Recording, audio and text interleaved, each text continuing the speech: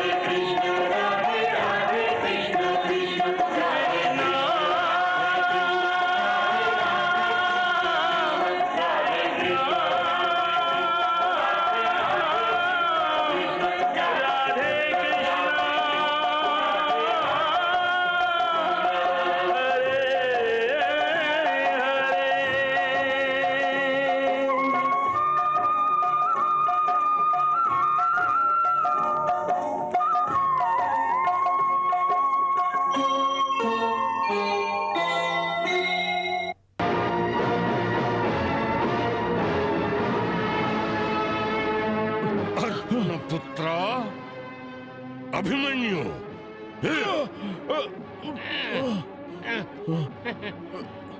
అభిమన్యు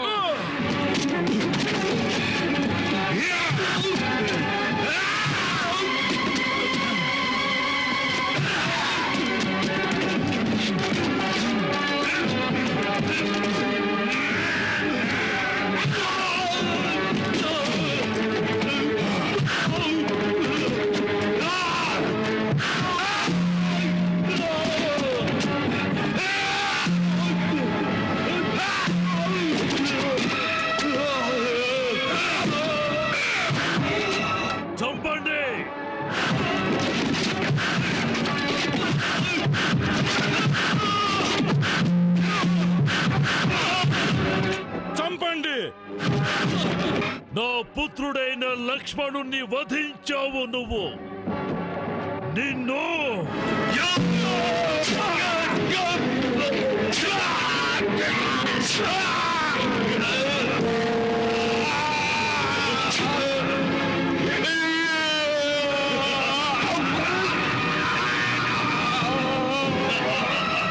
నువ్వు బ్రతకూడదు.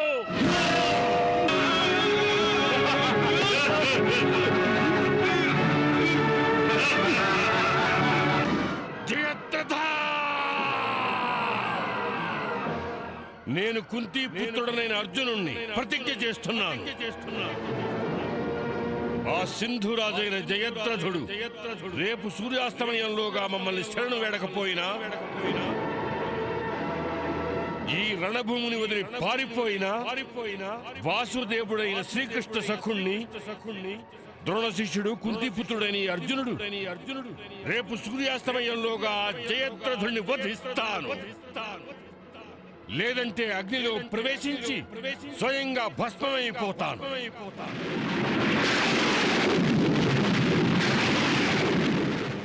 మహాభారతంలోని ఈ భయంకర సంగ్రామంలో ఈవేళటి రాత్రి అత్యంత ముఖ్యమైన రాత్రి. రేపు ఏం జరుగుతుంది అనేది ఎవ్వరికీ తెలీదు. కానీ ఈనాడు ఏం జరిగిందో దాని యొక్క పరిణామం హస్తినాపురం నుండి కురుక్షేత్రం వరకు చాలా తీవ్రమైన ప్రభావాన్ని చూపింది. నేడు కుంతి, గాంధారి ఇద్దరూ తమ తమ మనవళ్ళని యుద్ధయాగానికి బలిచేశారు. మానవుల అహంకారంతో నిండి ఉన్న ఈ ప్రపంచంలో ఈ ఇద్దరు మాతలు ఒకరి భుజం మీద ఒకరు తలపెట్టుకుని ఏడవాలనుకున్నారు. గాంధారి తన రాజమందిరాన్ని వదిలిపెట్టి విదురుని ఇంట్లో ఉన్న కుంతిని కలవడానికి వెళ్ళింది.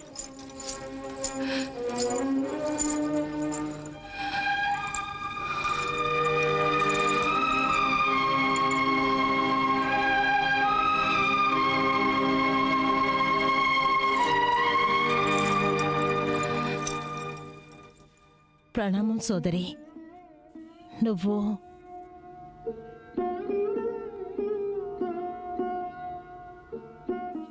ఆజ్ఞాపించుంటే నేనే నీ దగ్గరకు వచ్చుండేదాన్ని. తన వాళ్ళెవరైనా పోయారంటే ఆ దుఃఖం అందరికీ ఉంటుంది. కానీ ఎవరికి ఎక్కువగా దుఃఖం ఉంటుందో అందరూ వాళ్ళని ఓదార్చడానికే వెళతారు. అందుకే నేను నీ వద్దకు వచ్చాను.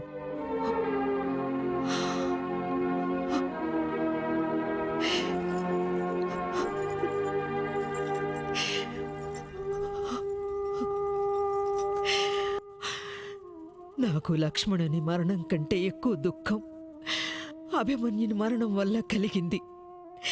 అతడు అధర్మంగా అమానవీయ యాతనతో వధించబడినాడు. అది విని నా హృదయం ద్రవించిపోతున్నది. నేను స్వప్నంలో కూడా ఊహించలేదు నా పుత్రుల చేతులు ఇంతటి ఘోర పాపాన్ని చేస్తాయని. సోదరి, ఎవరు పాపం చేశారో వారే శిక్షను అనుభవిస్తారు. ఎవరో చేసిన పాపానికి నువ్వు దోషివని ఎందుకు అనుకుంటున్నావు? ఎందుకంటే ఘోర పాపమును చేసిన వారికి నేనే కదా జన్మనిచ్చాను. ఏకాంతంలో నా వివేకము నా ఎదుట న్యాయపు త్రాసు పట్టుకుని నిలుచున్నప్పుడు ఏ పళ్ళెంలో నా పుత్రులు ఉంటారో ఆ పళ్ళెం వారి పాపాల భారంతో నిండిపోయి ఈ ధరిత్రిని తాకుతుంది. ఇలాంటి కులనాశకులు జన్మించినందుకు నన్ను నేనే దూషించుకుంటాను. సోదరి, నిన్ను నువ్వే దూషించుకుని నీ ఆత్మకు అంత క్షోభని కలగనివ్వకు. ఆత్మనింద అంత సముచితం కాదు. అదే ఉచితం కుంతి, అదే ఉచితం. ఏ అత్యాచారం నీ పట్ల జరిగిందో అదే అత్యాచారం పాండవుల పట్ల జరిగింది. ఆ అత్యాచారాల గురించి నేను మిమ్మల్ని క్షమాపణ కూడా అర్థించలేను. మా కౌరవులందరూ కలిసి మీ అందరికీ ఎంతటి అవమానం చేశారు. వారు ఇది కూడా మర్చిపోయారు. పాండవుల కులపత్ని కూడా కురుకుల గౌరవమేనని. అయినప్పటికీ మేము ద్రౌపదిని నిండు సభలో వివస్త్రని చేయాలనుకున్నాము. ఇన్ని అవమానాలు జరిగిన తర్వాత కూడా మా కళ్ళు తెరుచుకోలేదు. అందుకే భగవంతుడు మా కౌరవులకి ఇంతటి నిర్లజ్జ పాపాలకి శిక్ష విధించాలనుకున్నాడు. ఆ కారణంగానే ఈ యుద్ధం జరుగుతోంది. ఇప్పుడు ఈ యుద్ధంలో మా పాపాలకి శిక్ష అనుభవించాల్సి వస్తోంది. నిజానికి నేను ఈ యుద్ధాన్ని ఆపగలిగితే. సోదరి, మనం స్త్రీలం. మనం తలుచుకున్న ఈ యుద్ధాన్ని ఆపలేం. సోదరి, ఒక్కసారి నేను కోపోద్రిక్తురాలినై నా అవమానానికి ప్రతీకారం తీర్చుకోమని నా పుత్రులకి సందేశాన్ని పంపించాను. కానీ అభిమన్యుడు లక్ష్మణ కుమారుల మరణం తర్వాత నా మనసు ఏ నిర్ణయం తీసుకోలేకపోతోంది. ముందు వెనుకలు ఆలోచించకుండా నా అవమానానికి ప్రతీకారం తీర్చుకోమని నా పుత్రులకిచ్చిన ఆదేశం సముచితమేనా అని మదన పడుతున్నాను. కుంతి, ధర్మం చెప్పాలంటే నువ్వు తీసుకున్న నిర్ణయం ఉచితమే. సోదరి, అవును కుంతి, ఈశ్వరునికి కౌరవుల నాశనం అంగీకారం కాకపోతే ఈ యుద్ధం ఎందుకు జరుగుతుంది? ఎందుకని అందరు కౌరవులు నా వలనే తమ కళ్లకు గంతలు కట్టుకుని అందుల వలె యుద్ధమునకు సిద్ధపడ్డారు? అన్నిటికంటే పెద్ద ఫలితాన్ని పితామహులు అనుభవిస్తున్నారు. అంపశయ్యపై శయనిస్తున్నారు. యావత్ కురువంశమునకు సర్వశ్రేష్ఠులైన కారణంగా వారో నిర్ణయాన్ని తీసుకుని కౌరవ వంశాన్ని, పాండవ వంశాన్ని సర్వనాశనం నుండి కాపాడుండాల్సింది. సోదరి, విధి విధానం అలాగే ఉంటుంది. జరగాల్సింది జరిగేటప్పుడు దాన్ని ఎవ్వరూ ఆపలేరు.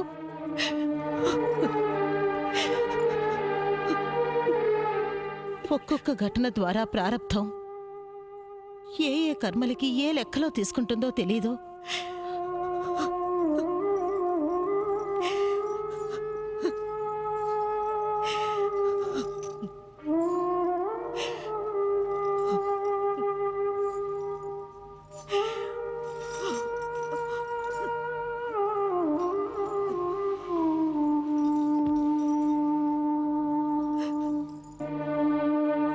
కుంతి, ప్రారబ్ధానికి మనం ఏ విధంగా లెక్కలు చెప్పగలుగుతాం?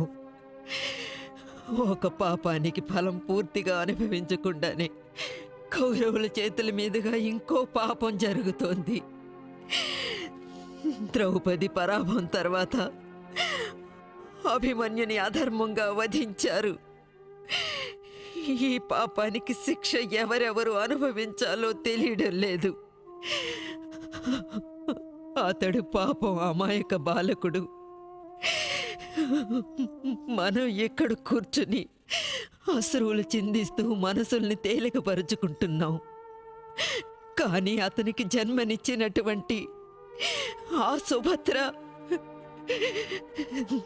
తన ప్రాణ సమానమైన పుత్రిని మరణ దుఃఖాన్ని ఎలా సహించగలదు కుంతి? తన పుత్రుని మరణ దుఃఖాన్ని ఎలా సహించగలదు? ఎలా సహించగలదా సుభద్ర? ఎలా సహించగలదు?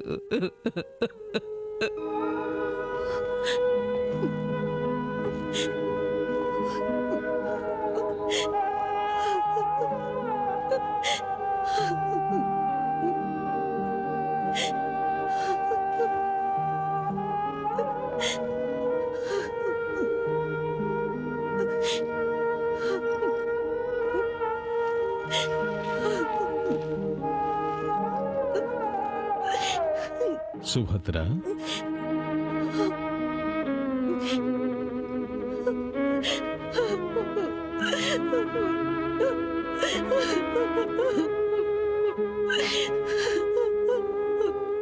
నీవు ఒక వీరపత్నివి, వీరమాతవు, క్షత్రియురాలవు.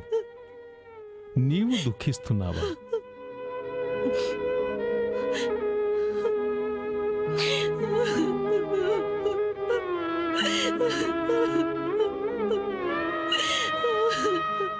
వీరుల మరణం పట్ల అశ్రువులు చిందించకూడదు. మాతృ హృదయం రక్తాశ్రువులు చిందించమంటోంది. తన గారాల పుత్రుడు శాశ్వతంగా తనకు దూరం అయినందుకు ఆమె దుఃఖించక ఏం చేయగలదు? సుభద్ర, మరణం ఒక స్థిరమైన సత్యం. అందరూ తమ శరీరాల్ని త్యజించవలసిందే. కానీ తన మాత జీవించి ఉండగా వారిని మృత్యువు కబళించడానికి ఏ అధికారము లేదు. అభిమన్యుడు ఇంకనూ కౌమార అవస్థలోనే ఉన్నాడు. ఇప్పుడిప్పుడే వాని వివాహం జరిగినది. వాని పత్ని మెడలోని వరమాల పుష్ప సుగంధము ఇంకనూ అంతటా గుబాళిస్తూనే ఉన్నది.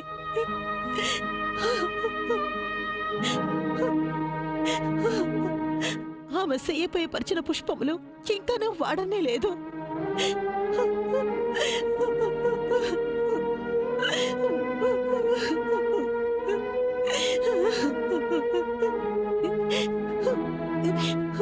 అంతలోనే అతడు చితాగ్నిపై పరుణ పెట్టబడినాడు. సుభద్ర, నీవు దూషించినంత మాత్రాన జీవిత సత్యం మారిపోదు కదా? తెలుసు, మృత్యు అనే సత్యం మారదని తెలుసు. అయినా కూడా నేను ఆ మృత్యువును ఒక ప్రశ్న అడగాలనుకుంటున్నాను.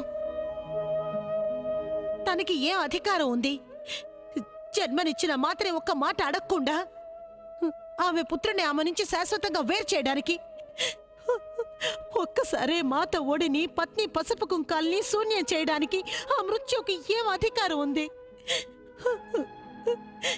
అలాగే ఈ పిల్లవాడు ఇంకా జన్మించకుండానే అతనికి జనకుడు లేకుండా దూరం చేసింది. అభిమన్యుడు ఏం దోషం చేశాడు? జన్మించబోయే ఆ బాలకుడు ఏం చేశాడు? వాడు పాపం తండ్రి కంటే కూడా దుర్భాగ్యుల్లా ఉన్నాడు.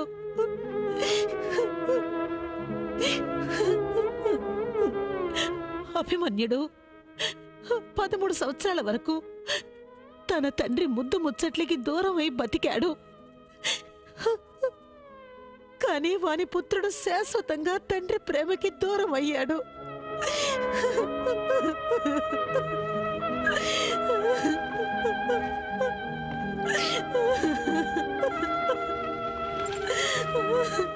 శాంతించు సుభద్ర, శాంతించు.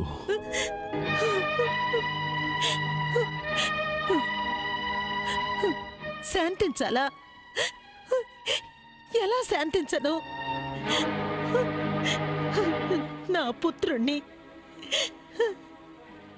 నా ఓడి అనే రక్షణ కవచం నుంచి వేరు చేసి జనకుడి రక్షణ హస్తాలకి అప్పగించాను. కౌరవుల వంటి తోడేళ్ల సమూహంలో నా పుత్రుణ్ణి విడిచిపెట్టి మీరెక్కడికి వెళ్ళిపోయారు? వధించారు వాళ్ళు, నా పుత్రుణ్ణి వధించారు. పువ్వు లాంటి నా బిడ్డని మట్టిలో కలిపేశారు. వాళ్ళని మీరేమీ చేయలేకపోయారు. ఏం ధనుర్ధరులు మీరు! తమ బాణాలతో తమ పుత్రుణ్ణి రక్షించుకోలేకపోయారు. నా పుత్రుణ్ణి నాకు తిరిగి ఇవ్వండి. సుభద్ర, సుభద్ర, ఎన్ని అశ్రుధారలు ప్రవహింపజేసినా నీ పుత్రుడు తిరిగి రాడు. శాంతం వహించు. ఏం జరగాలో అదే జరిగింది. జరగబోవు దానిని ఎవ్వరూ ఆపలేరు. ఒక్క విషయాన్ని మాత్రం నేను పూర్తి నమ్మకంతో చెప్పగలను. అభిమన్యుని ఈ బలిదానం వ్యర్థం కానేరదు. సుభద్ర, అభిమన్యుణ్ణి కౌరవులు వధించి అధర్మ సీమలో చరమాంకానికి చేరుకున్నారు. ఈ అధర్మాన్ని చేసిన దోషులందరూ వారి అపరాధానికి తగిన శిక్ష అవశ్యం అనుభవించాలి. రేపు సూర్యాస్తమయానికి ముందే అధర్ముడైన జయద్రథుని వధ అదే రణక్షేత్రంలో జరుగుతుంది. ఆ తరువాత ఒక్కొక్కరుగా అందరూ కౌరవులు వధించబడతారు. యావత్ సృష్టి సాక్షిగా నిలుస్తుంది. నీవు నన్ను విశ్వసించు సుభద్ర, విశ్వసించు. అతని పుత్రుడు నా పుత్రుణ్ణి వధించాడు. నేను అతని పుత్రుణ్ణి వధించాను. లెక్క సరిపోయింది. నేను నా పుత్ర శోకంతో క్షోభిస్తూ ఉన్నాను. ఇప్పుడు అదే శోకంతో అర్జునుడు క్షోభిస్తున్నాడు. కానీ మీ ఇరువురి వ్యక్తిగత కక్షల మధ్య నేను వ్యర్థంగా మరణిస్తానుగా? మీకు ఏమీ కాదు సింధు మహారాజా. ఏమీ కాదని అనుకుంటూ మనం ఉదాసీనంగా ఉండడానికి వీల్లేదు. మనం సింధు నరేంద్రుని రక్షణకై ఏదో ఒక ఉపాయం ఆలోచించాలి. ఏదో ఒకటి చెయ్యాలి. మనం ఎవరూ ఏమీ చెయ్యలేరు. గాయపడిన నాగం క్రోధంతో తన పడగ విప్పిందంటే దాని కాటు నుంచి ఎవ్వరూ తప్పించుకోలేరు. ఇక నా మరణం తథ్యం. లేదు, నాగం నుంచి తప్పించుకోవడానికి ఒక ఉపాయం ఉంది. దాని పడగకు ఎదురుపడ్డానికి బదులు పారిపోవడమే. అర్జునుడు తన ప్రతిజ్ఞలో చెప్పాడు, సింధురాజు యుద్ధభూమిని విడిచి వెళ్ళిపోతే వారిని తాను వధించనని. తమరు సరిగానే చెప్పారు. నేను యుద్ధభూమిని విడిచి సింధు నరేంద్ర, ఏమిటి పిరికి పందలా మాట్లాడుతున్నారు? యుద్ధభూమి నుండి పారిపోతానని చెప్పి మీరు మా శౌర్యాన్ని అవమానిస్తున్నారు. క్షమించు అంగరాజా, ఇందులో అవమానానికి తావే లేదు. నీవేదో ఆవేశంలో ఆలోచిస్తున్నావు, అందుకే ఇలా మాట్లాడుతున్నావు. వాస్తవానికి చెప్పాలంటే సింధు నరేంద్రుడు యుద్ధభూమి నుండి వెళ్ళిపోవడమే మంచిది. లేదంటే కోపోద్రిక్తుడైన అర్జునుని ధనుస్సు నుండి వెలువడే బాణాలు ఎందరు కౌరవుల్ని యమలోకానికి సగనంపుతాయో తెలియదు. అర్జునుడి బాణాలకి సమాధానం చెప్పగల సామర్థ్యం నాలో ఉంది కృపాచార్య. వాటి గురించి నాకు బాగా తెలుసు. నీ సామర్థ్యాన్ని ఇంకెవరి కోసమైనా వినియోగించు అంగరాజా. అర్జునుడొక్కడే అనంత సైన్యంతో సమానం. ఇక అతడు ప్రతిజ్ఞ చేశాడంటే అవశ్యం దాన్ని పూర్తి చేయడానికి తన సమస్త శక్తిని వినియోగిస్తాడు. అందుకని మనం అర్జునునికి తన ప్రతిజ్ఞను నెరవేర్చుకోవడానికి అవకాశం ఇవ్వకూడదు. నాకు మాత్రం ఏమీ అర్థం కావడం లేదు. గురు ద్రోణాచార్య, ఈ విషయంలో మీరేమంటారు? యువరాజా, ఇందులో ఏ సందేహమూ లేదు. మనం అర్జునుని ప్రతి దాడికి సమాధానం చెప్పగలం. కానీ రేపు జరగబో యుద్ధంలో ముఖ్యంగా అర్జునుడు పాల్గొంటాడు. మనం రక్షణాత్మకంగా యుద్ధం చేయవలసి ఉంది. యుద్ధంలో దాడి జరిపే వాడే అధికంగా లాభం పొందుతాడు. అందుకని కౌరవులకు అధికంగా నష్టం జరుగుతుంది. మీ అందరి ఉద్దేశం ఏమిటి? నా ఉద్దేశంలో సింధు నరేంద్రుడు యుద్ధభూమిని త్యజించడమే ఉచితం. ఎందుకంటే అర్జునుడు పాండవుల శస్త్రభాండాగారంలో అన్నిటికంటే భయంకరమైన అస్త్రం. గురుదేవా, అర్జునుడు పాండవుల్లో అన్నిటికంటే భయంకరమైన అస్త్రమైనట్లయితే మన సింధు నరేంద్రుడైన జయద్రథుడు కూడా మన అస్త్ర భాండాగారంలో భయంకరమైన అస్త్రమే. అలా అంటున్నారేమిటి మామ? ఇక్కడ సింధు నరేంద్రులు ప్రాణ సంకట స్థితిలో ఉన్నారు, కానీ మీరు ఆయన్ని కౌరవుల కోసం భయంకరమైన అస్త్రం అంటున్నారా? నేను సరిగానే చెప్తున్నాను అల్లుడు. మనం మన ఈ భయంకరమైన అస్త్రంతో పాండవుల భయంకర అస్త్రం అంటే అర్జునుని నాశనం చెయ్యవచ్చు. అర్జునుణ్ణి నాశనం చేయవచ్చా? మామా, మీరు ఉపయోగించే పాము ఎటువంటిది? అల్లుడు, నేను ఉపయోగించబోయే పావు పేరు జయద్రథుడు. జయద్రథుడా? ఆ, సింధు నరేంద్రుడు జయద్రథుడు మనకి మంచి పావు. దాన్ని మనం పణంగా పెట్టి యుద్ధాన్ని జయించవచ్చు. మరి నువ్వు ఈ పావుని యుద్ధాన్ని నుంచి తప్పించి గెలిచే యుద్ధాన్ని వాడాలనుకుంటున్నావు. జయద్రథుణ్ణి యుద్ధంలో పణంగా పెట్టాలంటారా? అదెలా వీలవుతుంది మామ? నాకు ఏమాత్రం అర్థం కావడం లేదు. చూడల్లుడు, కాస్త బుద్ధికి పదును పెట్టు. నీకొక విషయం తెలుసుగా, అర్జునుడు లేకపోతే పాండవుల శక్తి ఎందుకు పనికిరాదని. ఏదో విధంగా అర్జునుడు మరణిస్తే తక్కిన పాండవులు ఒక్క దినములో మట్టి కరుస్తారు. ఇది నిజమేగా? అలాగే. సేనాధిపతి, నేను సరిగా చెప్పినానా? మీరు సరిగ్గా చెప్పారు గాంధార నరేంద్ర. మరి తమ రాశి యుద్ధభూమి నుండి తప్పించి వేసి గెలిచే పందెంలో ఓడిపోవాలనుకుంటారే? కేవలం ఒక్కరోజు సింధు నరేంద్రుని మనం రక్షించలేమా? అలాగే, అవశ్యం రక్షించగలం. అవశ్యం రక్షించగలం. మనందరం కలిసి ఒక ప్రతిజ్ఞ చేద్దాం. మన ప్రాణాలైనా ఒడ్డుదాం, కానీ అర్జునుణ్ణి సింధు నరేంద్రుడి సమీపానికి కూడా చేరకుండా అడ్డుకుందాం. అప్పుడు అర్జునుడు తన ప్రతిజ్ఞానుసారంగా తనే స్వయంగా అగ్నిని సృష్టించుకుని అందులో భస్మమైపోతాడు. వా వా మామా, ఎంత గొప్ప ఎత్తుగడ మీది! స్వయంగా అగ్నిని సృష్టించుకుని భస్మమైపోతాడా? భళా మామా, భళా. అయితే రండి, మనందరం యువరాజు చేతిలో చెయ్యి వేసి ప్రతిజ్ఞ చేద్దాం. రండి అల్లుడు, రా.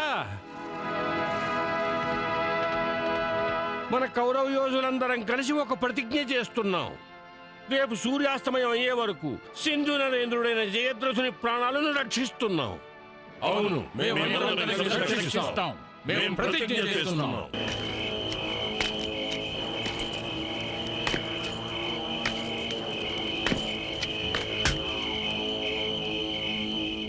ప్రతిజ్ఞ అయితే చేశారు, కానీ ఆ రాత్రి కౌరవుల శిబిరంలో ఎవ్వరూ నిద్రపోలేదు. అందరికీ రేపటి గురించి చింతే రేపు ఏమవుతుందో అని, తాము జయద్రథుని కాపాడగలమా లేదా అని. శకుని కూడా లోలోపల భయపడుతూనే ఉన్నాడు. జయద్రథుడు జీవన్మరణ సమస్యలో కొట్టుమిట్టాడుతున్నాడు. అక్కడ పాండవ శిబిరంలో కూడా ఎవరికీ నిద్ర రావడం లేదు. అందరూ అదే ఆలోచనలో ఉన్నారు. రేపు అర్జునుడు జయద్రథుని వధించగలడా లేడా అని.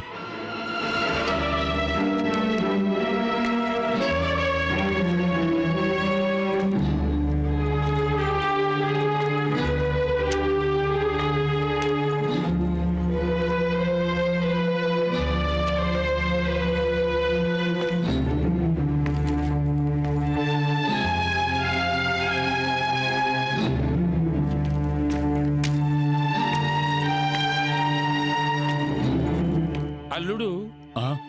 ఇంకా నిద్రపోలేదా? లేదు మామా, నిద్ర రావడం లేదు. రేపు ఏమవుతుందోననేగా ఆలోచిస్తున్నావు? మామా, రేపు అర్జునుని మరణం నిశ్చయంగా జరుగుతుందా? అవునల్లుడు, రేపు సూర్యాస్తమయం కావడం ఎంత సత్యం, ఇది అంతే సత్యం. అందువల్లనే నేను సూర్యోదయం కోసం ఎదురు చూస్తున్నాను.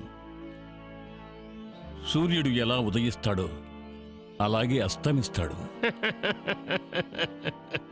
దీనికింత అధైర్యపడి వ్యాకుల పడవలసిన అవసరం లేదా అల్లుడు? మనం కోరుకున్నా కోరుకోకపోయినా సూర్యుడు త్వరగా ఉదయించడు, అలాగే అస్తమించడు. వెళ్ళి నిద్రపో. అంపశయ్యపై ఉన్న భీష్మ పితామహుడు, అర్జునుని పుత్రుడు అభిమన్యుడు, దుర్యోధనుడి పుత్రుడు లక్ష్మణుని మరణం పట్ల విచారగ్రస్తుడైనాడు.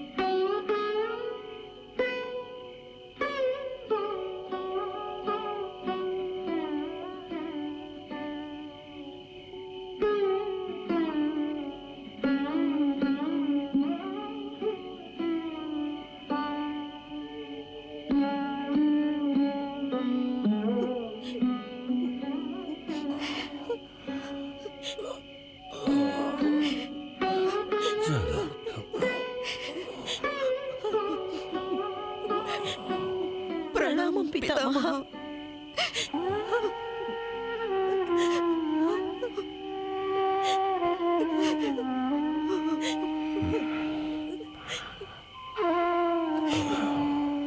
సౌభాగ్యవతీ భవ. సుభద్ర, ద్రౌపది, అభిమన్యుని మరణ వార్త వినగానే ఓదార్చడం కోసం నేనే మీ దగ్గరికి రావలసి ఉన్నది. కానీ నా ఈ పరిస్థితి కారణంగా నేనే మిమ్మల్ని నా వద్దకు రమ్మన్నాను. నా కారణంగా మీ ఇద్దరూ కష్టపడవలసి వచ్చింది. అభిమన్యుడి మరణాన్ని సహించాం. ఒక ఒక ఒక ఒక తల్లికి అంతకన్నా పెద్ద కష్టం ఇంకేముంటుంది పితామహ?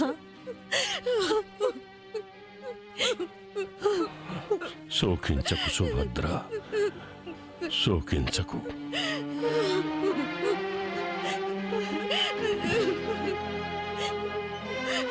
క్షత్రియ స్త్రీలయ్యి ఉండి మీరు అశ్రువులు చిందించడం శోభస్కరం కాదు. అంటే క్షత్రియ స్త్రీలు మాతలు కాదా? నేను ఒక దౌర్భాగ్యురాలైన మాతను. నాకున్నది ఒక్కడే పుత్రుడు. నా ఏకైక పుత్రుని అకాల మరణం పట్ల ఒక తల్లిగా నేను రోధించకేం చెయ్యను.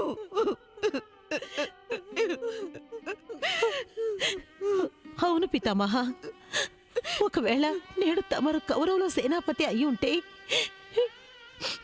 మా అభిమన్యుడు జీవించే ఉండేవాడు. ఎందుకంటే తమరు కౌరవులతో అధర్మమును ఎంత మాత్రము చేనిచ్చేవారు కాదు, ఎంత మాత్రము చేనిచ్చేవారు కాదు. అవును పితామహ, తమరే ఉండుంటే నా అభిమన్యుని అవశ్యం రక్షించుండేవారు. ఇప్పుడు సాక్షాత్తు మృత్యువు ఒకరిని వధించాలనే ఇచ్ఛతో రణభూమిలో అవతరించినప్పుడు సుభద్ర, అప్పుడు ఎవరూ వారిని రక్షించలేరు.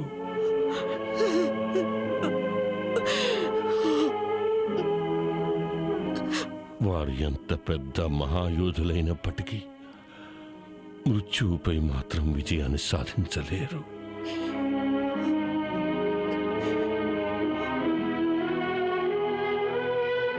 అలాగే మృత్యువు వేర్వేరు సమయాల్లో వేర్వేరు రూపాలలో అవతరిస్తుంది. అభిమన్యుడి విషయంలో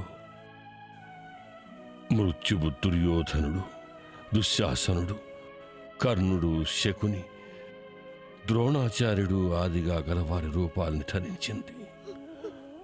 అదేవిధంగా నా విషయంలో తను శిఖండి రూపాన్ని ధరించి అవతరించింది.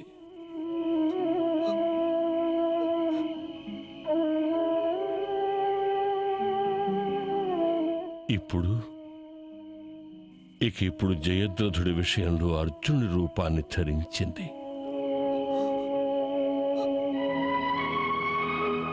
అదేవిధంగా ఒకవేళ అభిమన్యుడి మృత్యువుకి కారణం నేనై ఉండొచ్చు. లేదు, అలా జరుగుండదు. అది అసంభవం పితామహ, అసంభవం. నేను మీ ఇరువురి బాధని, దుఃఖాన్ని అర్థం చేసుకోగలను. అయినా ఒక్క మాట చెప్పగలుగుతాను. జన్మించిన వారు మరణించక తప్పదు. అలాగే మరణించిన వారు మళ్ళీ జన్మిస్తారు. ఇది సృష్టి విధానం. మరి శోకమెందులకు?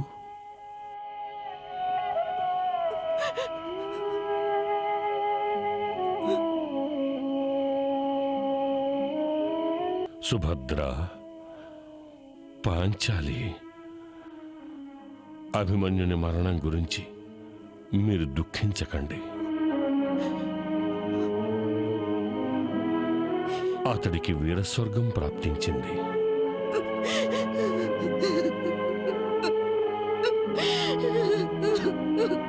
దానినే ప్రతి యోధుడు కోరుకుంటాడు. కానీ యోధులందరికీ అది లభించదు. అవును సుభద్ర, అవును ద్రౌపది. క్షత్రియ స్త్రీలు యుద్ధానికి వెళ్ళినప్పుడు తన పితృదేవుడి కోసం, పతి కోసం, భ్రాత పుత్రుల కోసం ఎన్నడూ ఎదురు చూడదు.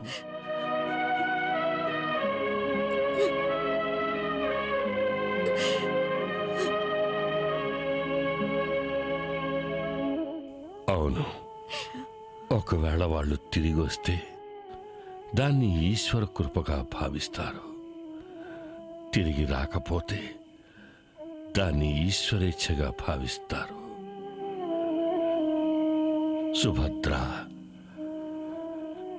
క్షత్రియ కులంలో జన్మించిన వాళ్ళు వీర మరణాన్ని ఆశిస్తారు. అందుకని శోకించద్దు.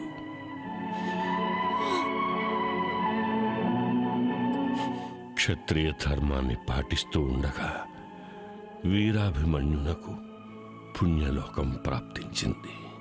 తపస్సు, బ్రహ్మచర్యం, బుద్ధి జ్ఞానాల మూలంగా సాధు పుంగవులు, తపస్సులు ఏ మోక్షాన్ని పొందాలనుకుంటారో నీ ప్రియపుత్రుడు మహావీరుడైన అభిమన్యుడు ఆ మోక్షాన్నే పొందాడు.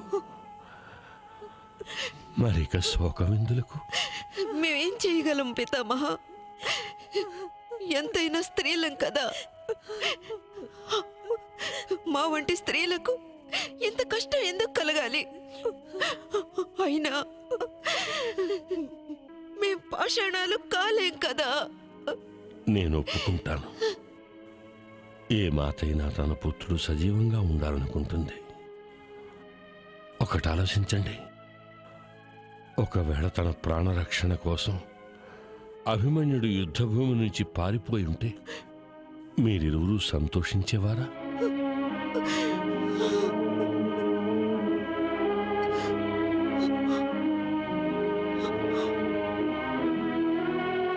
లేదు కదా.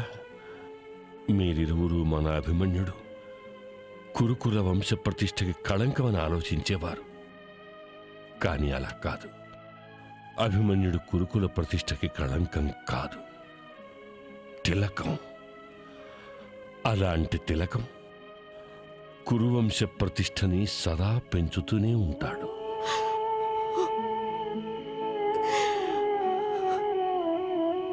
అభిమన్యుడు అమరుడైపోయాడు సుభద్ర, అమరుడైపోయాడు. మనుషులు మరణించిన తర్వాత కూడా వారి సంతాన రూపంలో జీవించే ఉంటారు. అలాగే అభిమన్యుని ముద్ర అతడి పత్ని గర్భంలో పెరుగుతున్నది. అదే అభిమన్యుని నూతన జీవితానికి ప్రమాణం. అయినా మీరిరువురు ఇంత శోకతప్తులై ఉన్నారెందుకు? సుభద్ర, ద్రౌపది, మీకొక విషయం తెలీదు. నాకు మొదటి నుంచి తెలుసు. అభిమన్యుని ఆయుష్ చాలా తక్కువని.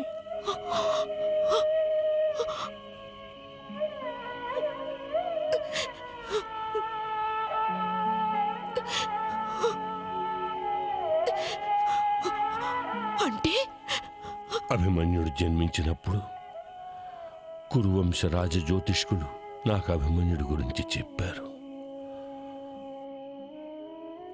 అందుకని శోకించడం మాని జరిగిన దాన్ని మర్చిపోండి. కానీ పితామహ, మమ్మల్ని రేపటి చింత కూడా వేధిస్తోంది. మా పతి అర్జునుడు తన ప్రాణాల్ని ఆహుతి చేసుకోబోతున్నాడు. అది నాకు తెలుసు. అయినా నేను త్రికరణ శుద్ధిగా చెప్తున్నాను. రేపు అర్జునుడు తన ప్రతిజ్ఞని అవశ్యం పూర్తి చేస్తాడు. అతడు అందరికంటే శ్రేష్ఠుడైన ధనుర్ధరుడు.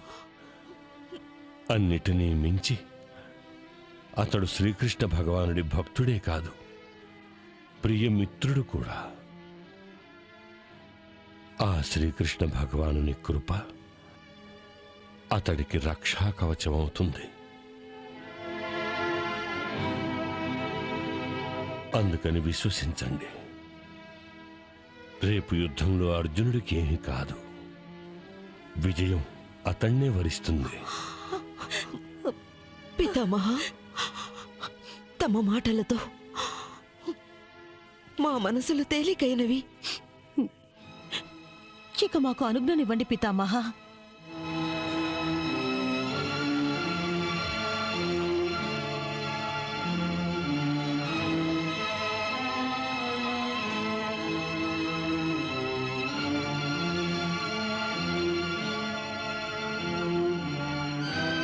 సౌభాగ్యవతి భవ.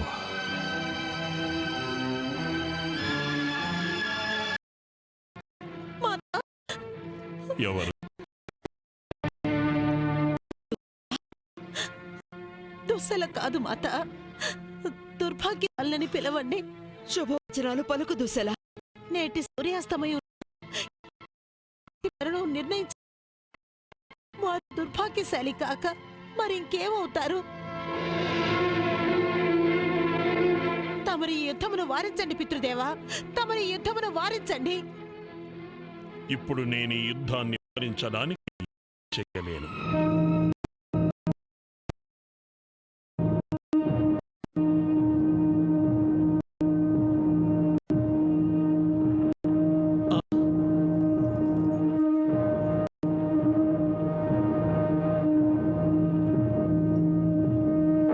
మహారాజా, శ్రీకృష్ణుడు అర్జునుడు తమ తమ శంఖాలను పూరించి యుద్ధం ప్రారంభించడానికి పిలుపునిచ్చారు. అది ప్రారంభానికి కాదు, అంతానికి పిలుపునిచ్చారు సంజయ. సింధు నరేంద్రుడు జయద్రథుని అంతానికి పిలుపు. దాడి చెయ్యండి.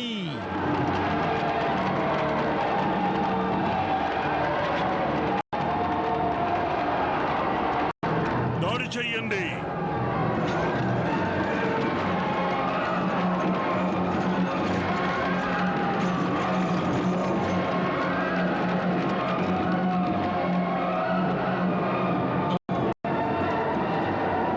మహారాజా, సింధు నరేంద్రుడు జయద్రథుడు ద్రోణాచార్యులు రచించిన వ్యూహంలో ఎంతో సురక్షితంగా ఉన్నాడు.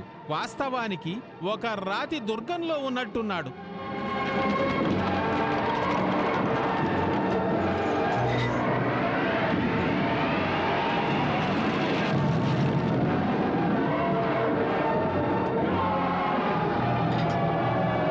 అర్జునుని ప్రతిదాడికి జవాబుగా భీషణంగా దాడి చెయ్యండి. అర్జునుని ఆపండి. అర్జునుని ముందుకు రానివ్వకండి. వెళ్ళు దుశ్శాసన, ముందుకు సాగు.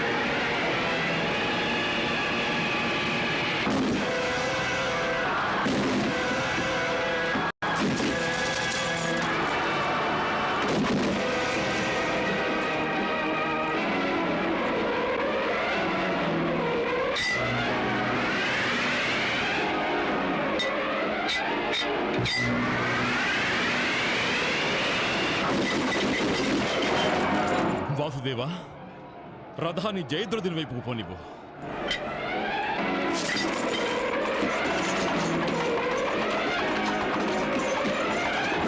అంగరాజా, కర్ణ, వెళ్ళు, అతన్ని నిలువరించు. తమ ఆజ్ఞ సేనాపతి. పదసారథి.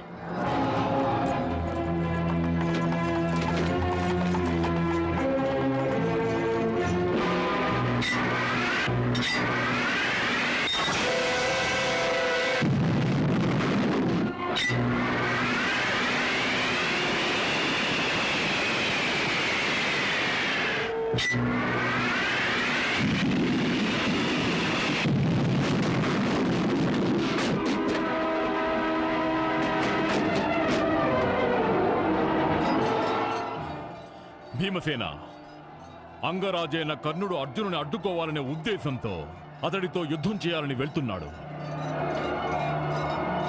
ఇద్దరూ సాటిలేని వీరులే.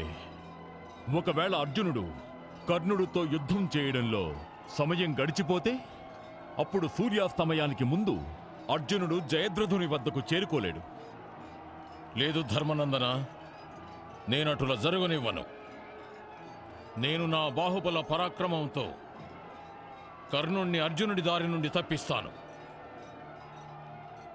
ఇప్పుడే తమరు నాకు అనుజ్ఞనివ్వండి. వెళ్ళు భీమసేన. సారథి, రథాన్ని కర్ణుడి దగ్గరకు పోని. చూస్తాను తనకు తాను మహాబలశాలినని విర్రవీగుతున్న ఆ సూతపుత్రునిలో నా గదాఘాతాన్ని ఎదుర్కోవడానికి ఎంతటి సామర్థ్యమున్నదో. పదసారథి.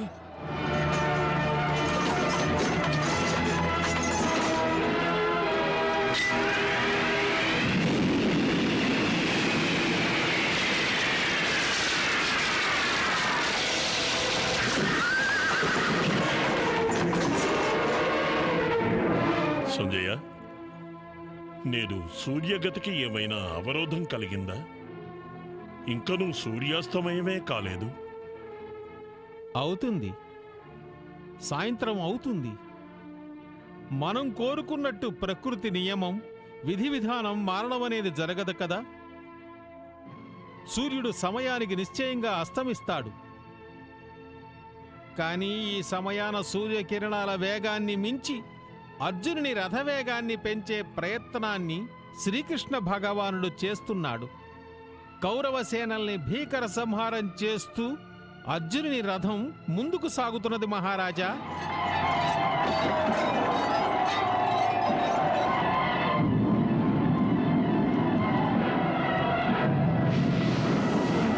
కానీ అర్జునుడికే అనుకూలంగా అన్ని ఇలా ఎందుకు జరుగుతున్నాయి?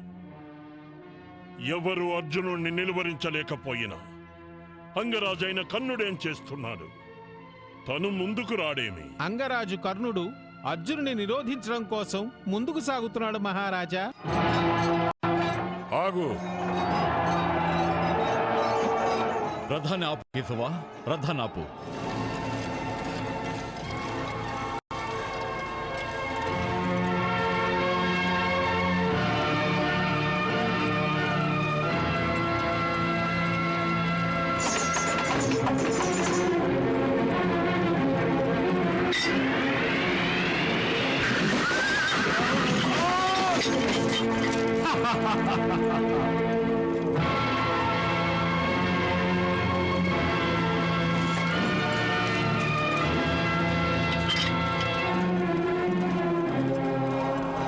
వాసుదేవ, నీవు అర్జునుని జయద్రథుని వద్దకు తీసుకువెళ్ళు.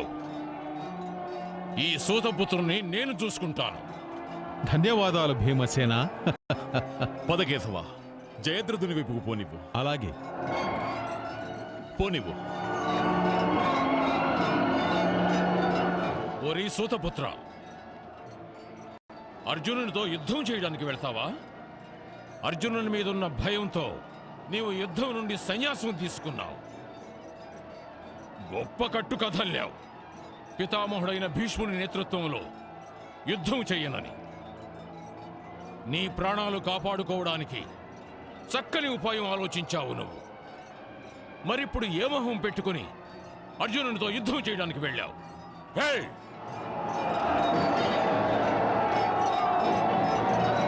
నీవు మరణించాలనుకుంటే అర్జునుడే ఎందుకు, నేనే నీ అంతిమ కోరికను నెరవేరుస్తాను.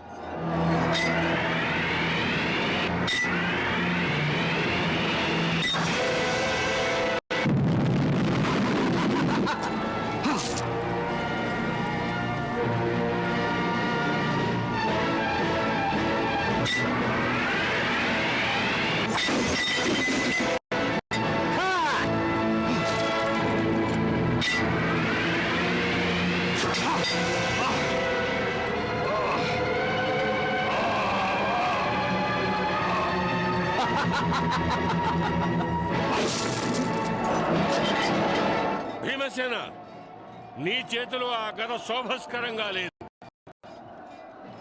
నువ్వు వెళ్ళి మళ్ళీ అదే గరిటె తీసుకో.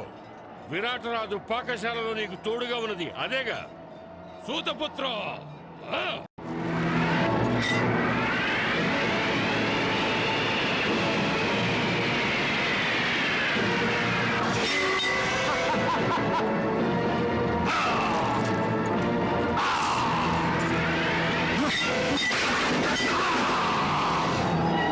భీముడి చేతిలో కర్ణుడు ఓడిపోయాడా?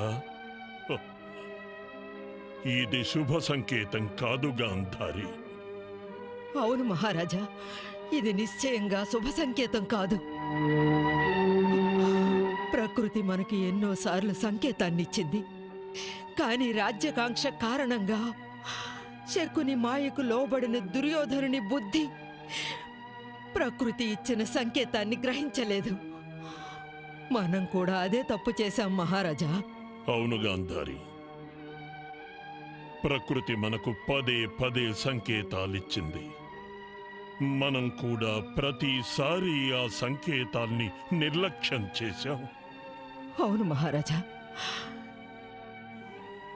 చ్యూత సభలో కూడా ప్రకృతి భీముని ద్వారా పలికించినది. దుర్యోధన, నువ్వు మమ్మల్నే కాదు మా పత్నిని కూడా అవమానించావు. నేనీ నిండు సభలో ప్రతిజ్ఞ చేస్తున్నాను, ఏ అంకసీమపైన భార్యను కూర్చోమని ఆదేశించావో పితృపితామహుల సాక్షిగా నేనా ఊరువులను నా గదా ప్రహారముతో ముక్కలు చేస్తాను. నా రెండవ ప్రతిజ్ఞ కూడా విను. ఏ చేతులతో నీ సోదరుడు ద్రౌపదిని జుట్టు పట్టుకుని ఈడ్చుకుని వచ్చాడో ఆ చేతుల్ని వాడి శరీరం నుండి వేరు చేస్తాను.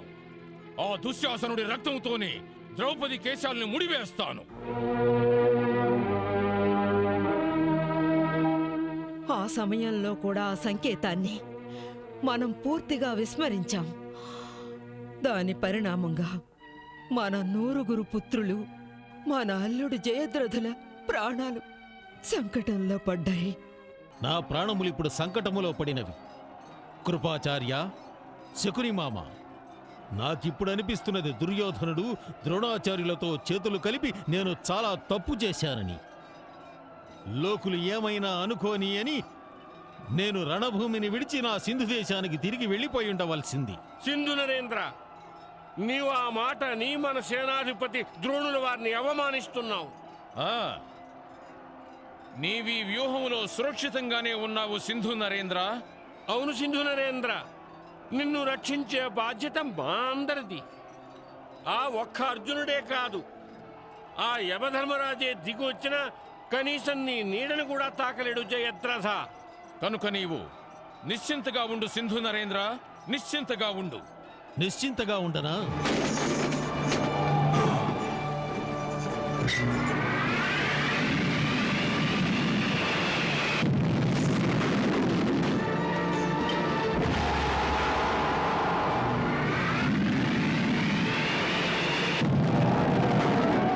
చూడండి కృపాచార్య, చూడండి, అర్జునుడు మన సైన్యాన్ని నాశనం చేస్తూ నా వైపే వస్తున్నాడు. చూడండి.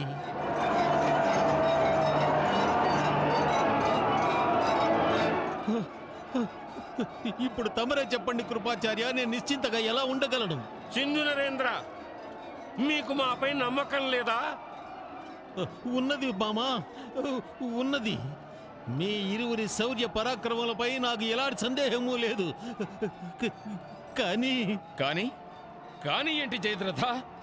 కానీ నాకు మీకంటే అధికంగా అర్జునుని శౌర్య ప్రతాపాల పైన, వాని సామర్థ్యం పైన ఎక్కువగా నమ్మకం ఉన్నది.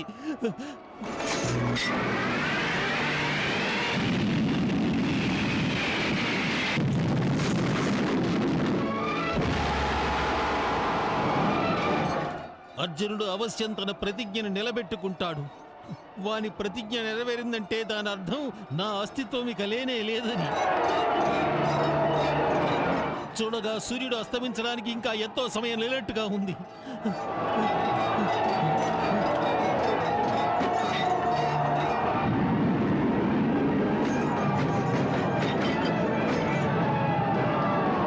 మామా, కృపాచార్య,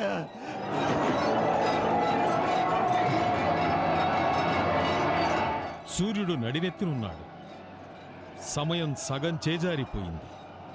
కానీ ఇంతవరకు జయద్రథుడు మనకు కనిపించలేదు.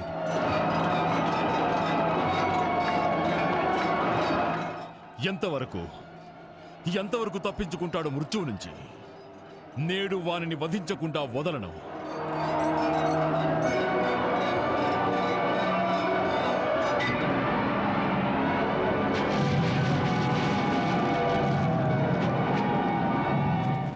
పార్థ, అది నీ ఆవేశం చెప్తోంది. ఈ సమయాన నీవు ఆవేశానికి లొంగిపోయి సత్యాన్ని మర్చిపోతున్నావు. ఏమిటా సత్యం? అదే, ఆ ద్రోణాచార్యుడు తన నైపుణ్యంతో వ్యూహంలో అంతర్వ్యూహాన్ని రచించాడు. వ్యూహంలో అంతర్వ్యూహమా? అవునర్జున, నీవు కౌరవుల వ్యూహాన్ని ఛేదించి జయద్రథుని వద్దకు వెళ్ళాలనుకుంటున్నావు. అది ద్రోణాచార్యునిచే రచించబడిన బాహ్య వ్యూహం. బాహ్య వ్యూహమా?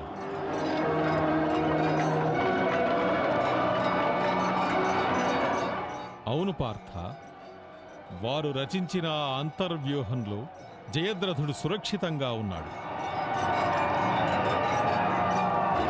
ఆ వ్యూహ ద్వారమున సాక్షాత్తు ద్రోణాచార్యుడే ఉన్నాడు.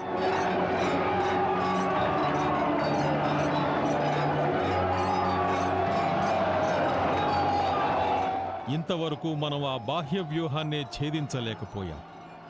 ఇప్పుడు మనం చెయ్యవలసింది ఆ బాహ్య వ్యూహాన్ని ఛేదించి మనం ముందుకు సాగాలి.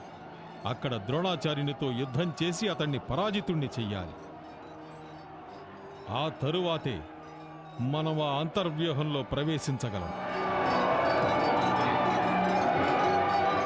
జయద్రథుని వద్దకు చేరుకోవడం చాలా దుష్కర కార్యం. ఎందుకంటే మనకు కేవలం సూర్యాస్తమయం వరకే గడువున్నది. ఆ ఉన్న సమయం మన చెయ్యి దాటిపోవచ్చున్నది.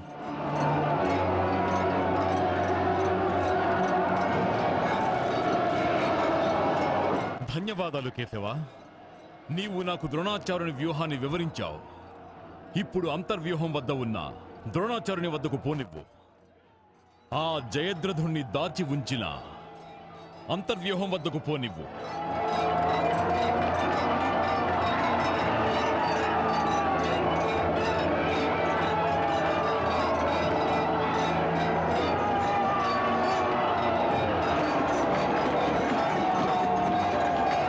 అర్జునుణ్ణి ఆపండి. అతడిని ముందుకు రానివ్వకండి. అతడిని 4 వైపులా ముట్టడించండి. ముట్టడించండి అతన్ని.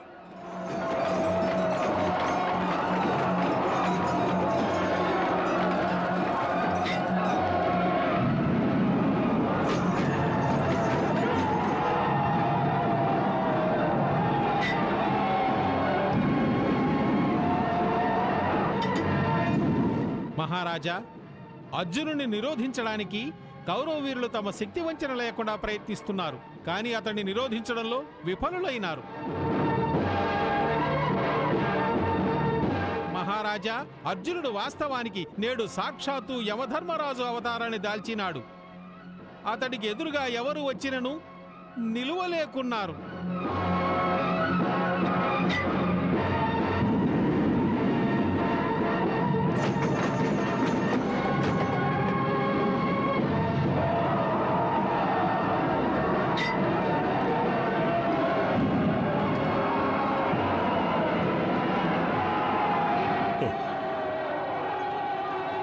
సంజయ, ఒక్క మాట చెప్పు.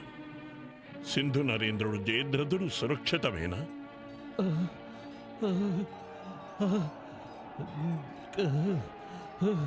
ఉన్నారు మహారాజా, కానీ అతడు తన ఆత్మవిశ్వాసాన్ని కోల్పోయినాడు. నీవు అంతా చెప్తున్నావు సంజయ, కానీ సూర్యాస్తమయానికి ఇంకా ఎంత వ్యవధి ఉందో అది చెప్పడం లేదు. చాలా చిత్రంగా ఉంది. సూర్యుడు కురుక్షేత్రంలో ఆకాశాన నిలబడి అర్జునుని పరాక్రమాన్ని చూస్తున్నట్టుగా ఉంది.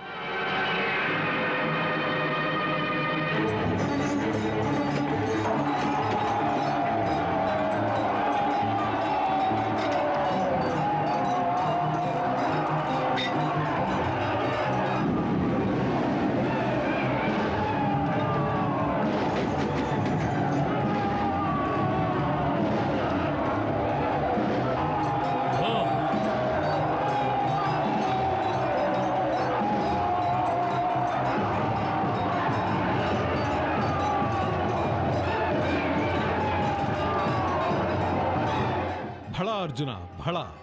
ఇక ఎదురయ్యే అన్ని అవరోధాలను ఇదే విధంగా తొలగించుకుంటూ వెళ్ళు. పోనీ. ఆగు అర్జున, ఆగు. నీవు నాతో యుద్ధము చెయ్యి. నాతో. అర్జున ఆగు. రథనాపు కేశవ, రథనాపు.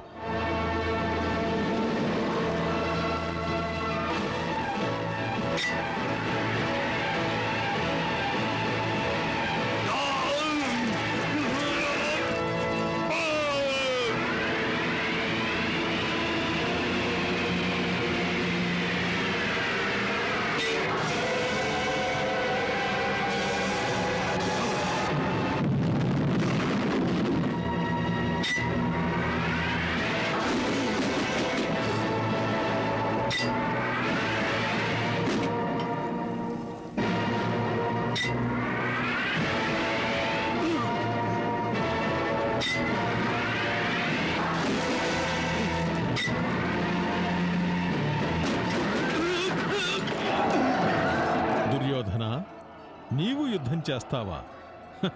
వెళ్ళు, ముందు ద్రోణాచార్యుని వద్ద ధనుర్విద్యను నేర్చుకొనిరా, ఆ తర్వాత యుద్ధం చేయడానికి రా. పదకేశవా, రథాన్ని ద్రోణాచార్యుని వద్దకు తీసుకువెళ్ళు. ఆ,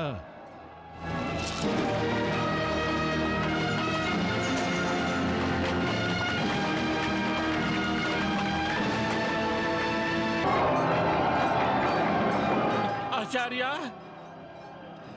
అర్జునుడు భయంకరంగా సంహారం చేస్తూ అంతర్వ్యూహం వైపు వస్తున్నాడు. గాంధార నరేంద్ర, అర్జునుడు జయద్రథుని వధించడానికి ఇటు వస్తున్నాడు. అతన్ని ఆపండి ఆచార్య, ఇటువైపు రాకుండా ఆపు చేయండి. ఆ అతులనే.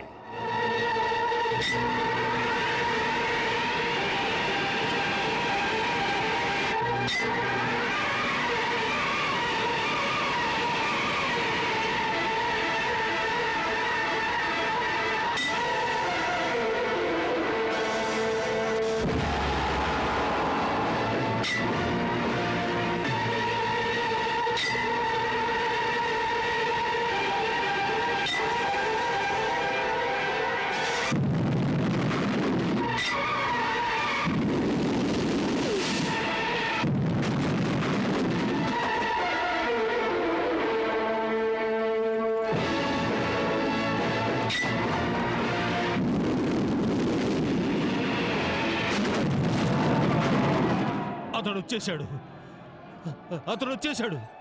చూడండి, చూడండి, అతడు వచ్చేశాడు. అతడు నన్ను వదలడు, అతడు నన్ను వదలడు. నేను సురక్షితంగా ఉంటానని మీరందరూ అన్నారు. అవును, అందులో అసత్యం ఏమీ లేదు. నీవి వ్యూహంలో సురక్షితంగానే ఉన్నావు సింధు నరేంద్ర. నీవు నిశ్చింతగా ఉండు జయద్రథ, అర్జునుడు ఇక్కడి వరకు చేరుకోలేడు. కానీ అర్జునుడు మృత్యు రూపంలో మనందరి శిరస్సులపై తాండవం చేస్తున్నాడు. ఇప్పుడు నన్నెవరూ కాపాడలేరు, ఎవరు నన్ను కాపాడలేరు. మేమందరం ఉండగా నీవిలా మాట్లాడటం శోభనీయం కాదు సింధు నరేంద్ర. అది మనకు అవమానం. ఇంకా అవమానం ఏంటి? అవమానం! నా ప్రాణాలకే ముప్పు వచ్చింది. భయపడకుండా ఎలా ఉండమంటావు? నీవు వ్యర్థంగా నిరాశ చెందుతున్నావు సింధు నరేంద్ర. ఎవరి మీద ఆశ పెట్టుకోమంటావు? మీరు ఒప్పుకున్నా ఒప్పుకోకపోయినా ఇది సత్యం. నాకు రక్షణ కల్పిస్తానని వాగ్దానం చేసిన దుర్యోధనుడు, కర్ణుడు, శకుని, దుశ్శాసనుడు, మీరందరూ మీ ప్రాణాలు రక్షించుకుంటున్నారు. ఈలోగా అర్జునుడు ఇక్కడికి వచ్చేశాడు. లేకుంటే ఆ అర్జునుడు సూర్యాస్తమయమే కాదు, ఎప్పటికీ ఇక్కడికి రాలేడు. ఆ కుటిల శకుని ఈ యుద్ధంలో జూత క్రీడను ఆడాడు. అతడే నా ప్రాణాల్ని పణంగా పెట్టాడు. చాలు, ఇక నన్ను ఎవరూ రక్షించలేరు. నా అంతం ఏ క్షణంలో అయినా నా జరగచ్చు. సూర్యుడు సైతం నా మరణానికి ఎదురు చూస్తున్నట్టున్నాడు. సంజయ్, సూర్యాస్తమయమైనదా లేదా? సూర్యుడు అస్తమించడానికి ఇంకా సమయం ఉంది మహారాజా. ఇంకా సమయం ఉందా? ఈ సూర్యుడు కూడా పాండవ పక్షపాతైపోయాడా? త్వరగా చెప్పు సంజయ్, అర్జునుడిప్పుడు ఎక్కడి దాకా చేరుకున్నాడు? అర్జునుడు ద్రోణాచార్యుడు రచించిన అంతర్వ్యూహాన్ని చేరుకున్నాడు.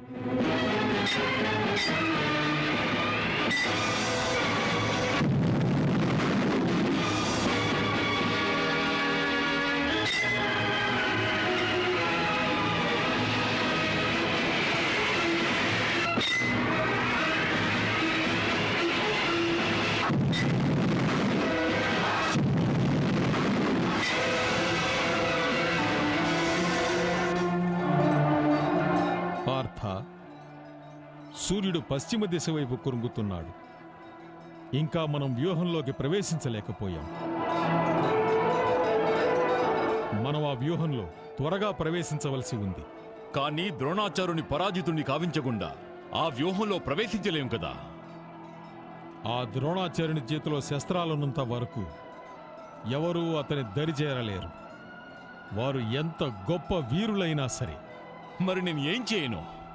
నీవు జయద్రథుని వధించాలంటే ద్రోణాచార్యుని దాటుకొని వ్యూహంలో ప్రవేశించవలసి ఉంది. అది కూడా అతి శీఘ్రంగా. ఎందుకంటే మనకిక సమయం లేదు పార్థ, అర్థమైందా?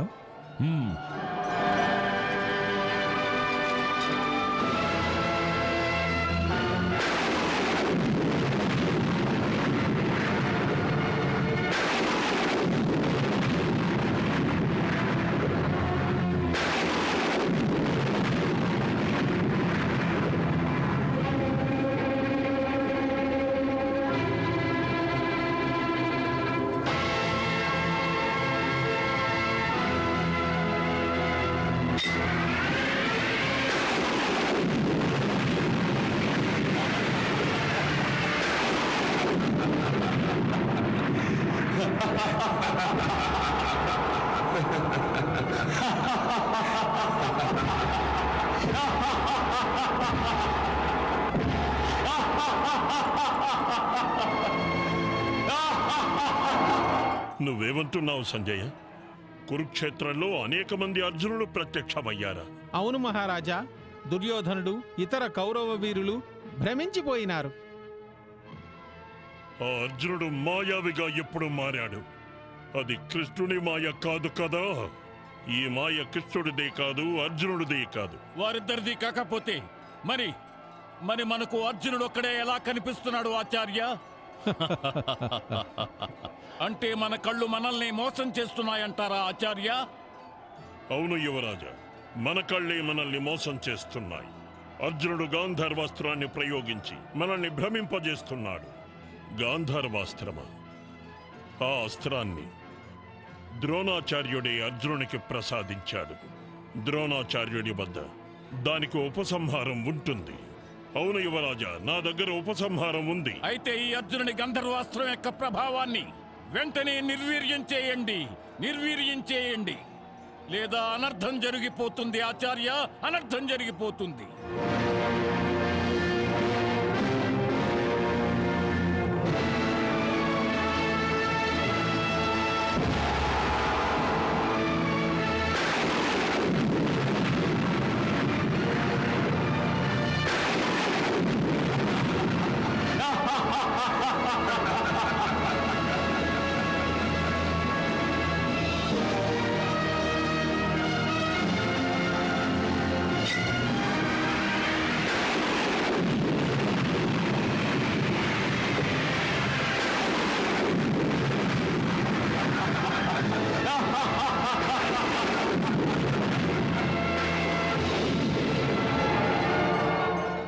ఆచార్య, అసలైన అర్జునుడు కృష్ణుడు ఎక్కడికి వెళ్ళిపోయారు?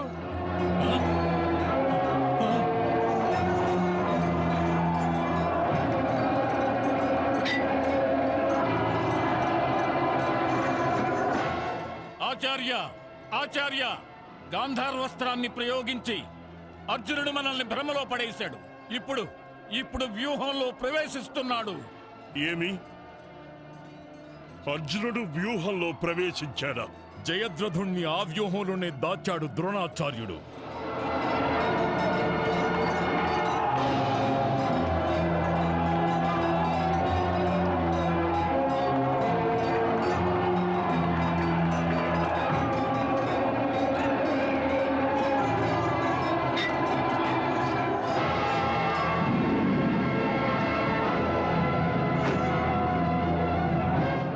ఆచార్య, ఆచార్య, ఇప్పుడేం చెయ్యాలి? అయినా తమరేం చింతించకండి యువరాజా. అర్జునుడు జయద్రథుని వద్దకు చేరుకోలేడు. అర్జునుడు వ్యూహంలో ప్రవేశించాడు సేనాపతి గారు. అయినా అర్జునుడు జయద్రథుడి వరకు వెళ్ళలేడని తమరంటున్నారు. ఎందుకంటే అర్జునుడికి అంత సమయం లేదు.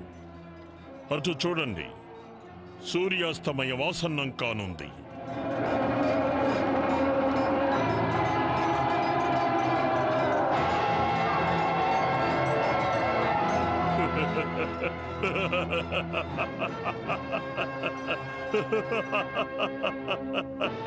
విన్నావా గాంధారి? సూర్యాస్తమయం ఆసన్నం కానుందట.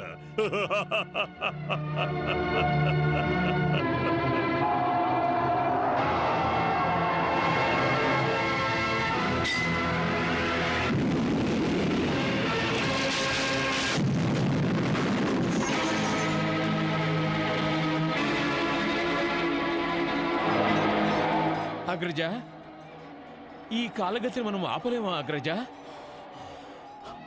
లేదనుజ. ఈ లోకంలోని మహావీరులు, యశోదానందనుడైన శ్రీకృష్ణుడు నా బలాన్ని, నా సామర్థ్యాన్ని ప్రశంసిస్తూ ఉంటారు.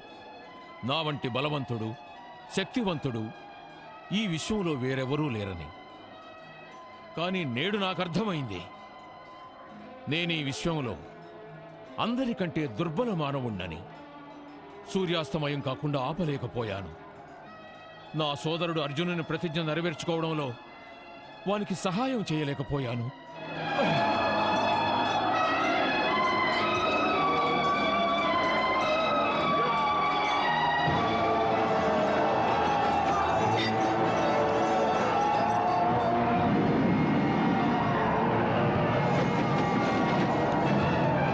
కల్లోలానికి అర్థం ఖచ్చితంగా అర్జునుడు ఈ వ్యూహంలో ప్రవేశించాడనే కాదు, నాకు అత్యంత సమీపంలో ఉన్నాడని.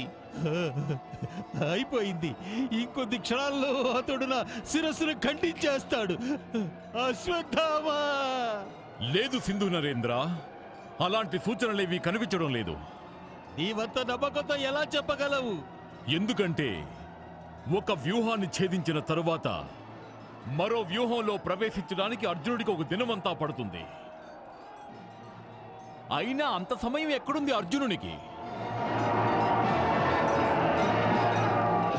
నీవు చింతించవలదు సింధు నరేంద్ర.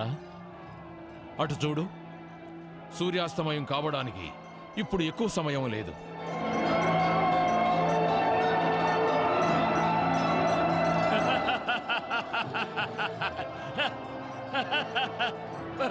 మామా మామా, సూర్యాస్తమయం కావడానికి మరి కొంచెం సమయం మాత్రమే ఉంది. అవునల్లుడు, ఇక అర్జునుడు జయద్రథుణ్ణి చేరుకోవడం అసంభవం.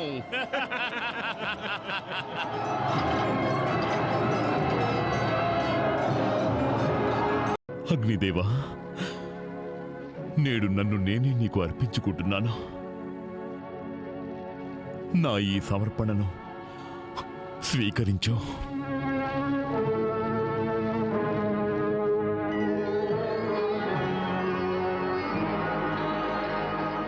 ఆగు పార్థ,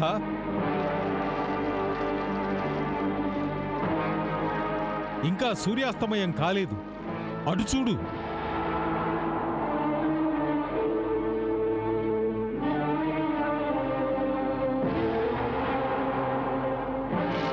ఇదేలా సంభవం? ఇదేలా సంభవం? లేదు, లేదు. సూర్యాస్తమయమే కానప్పుడు అర్జున, అగ్ని ప్రవేశం చెయ్యడానికి బదులు నువ్వు నీ ప్రతిజ్ఞను నెరవేర్చుకో. పార్థ, అటు చూడు సూర్యుడు. అడుగో అక్కడున్నాడు జయద్రథుడు, నీ శత్రువు. వద్దు, రక్షించు యువరాజా, రక్షించు, రక్షించు, రక్షించు యువరాజా, రక్షించు.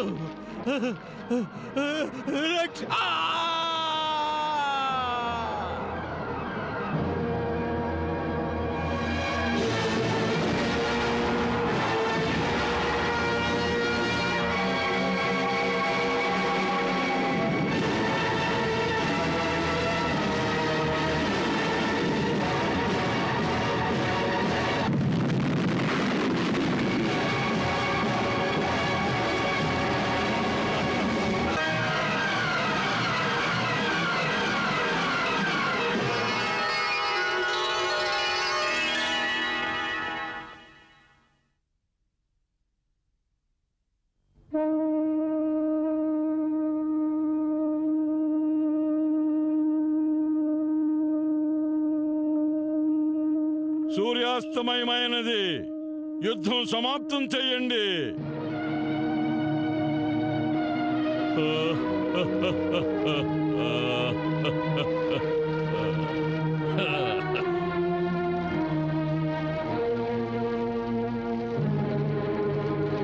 భళా అర్జున, జరగదనుకున్న దాన్ని సుసాధ్యం చేశావు. ఇదంతా వసుదేవనందనుడి కృప వల్ల జరిగింది భీమసేన. కేశవ, నీ కృపా దృష్టి సదా నా మీద ఉండనివ్వు.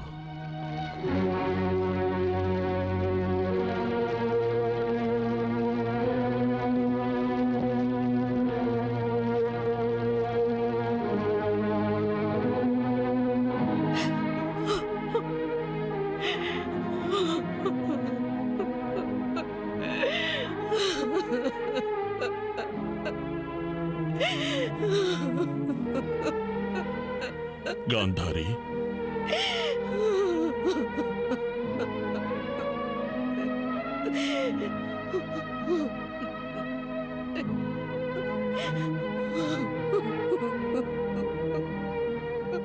గాంధారి, నీ అశ్రువులు నన్ను బలహీనుణ్ణి చేస్తున్నాయి. అందుకని నువ్వు అశ్రువులు చిందించకు.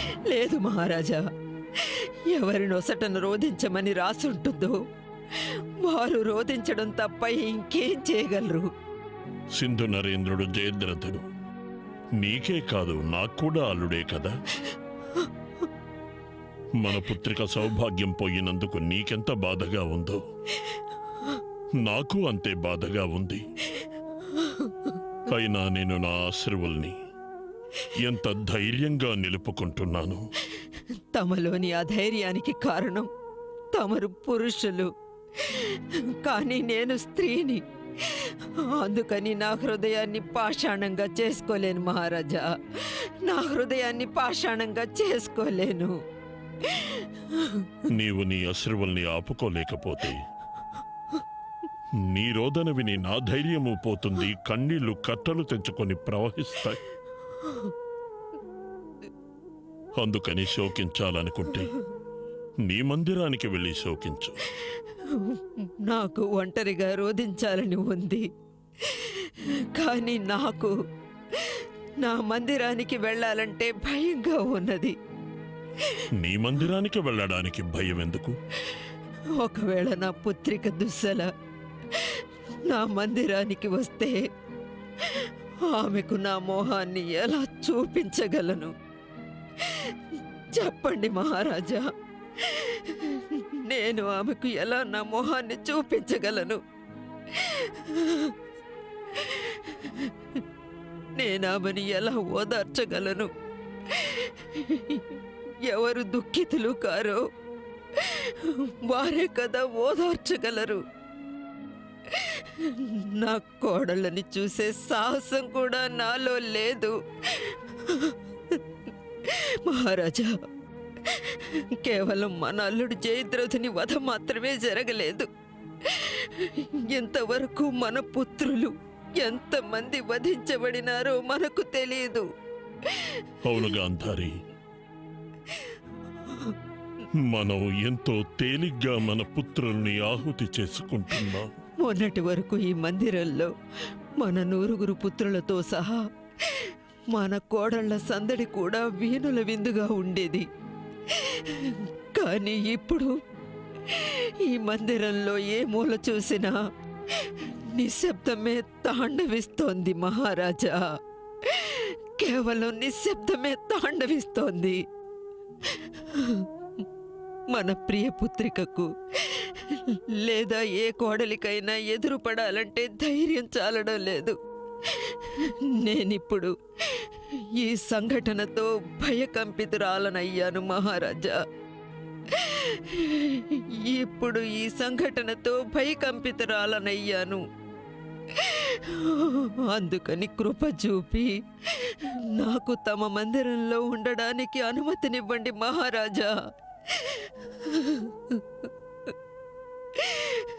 దుస్సల అశ్రువులను తుడిచే శక్తి ఇప్పుడు నా చేతులకి లేదు మహారాజా, ఇప్పుడు నా చేతులకి లేదు.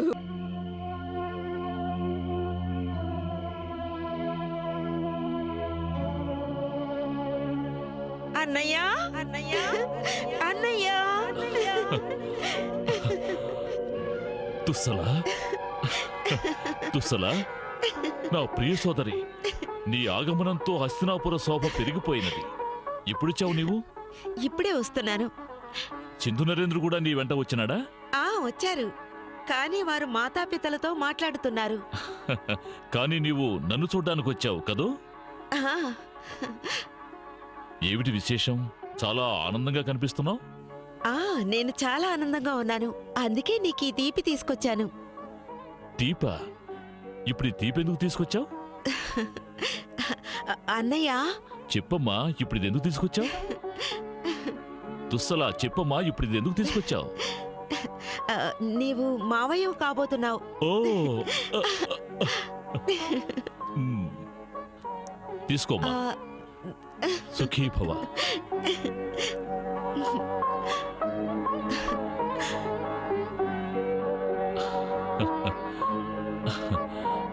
నా ప్రియ దుస్సలా, నువ్వు సదా సుఖంగా ఉండాలి.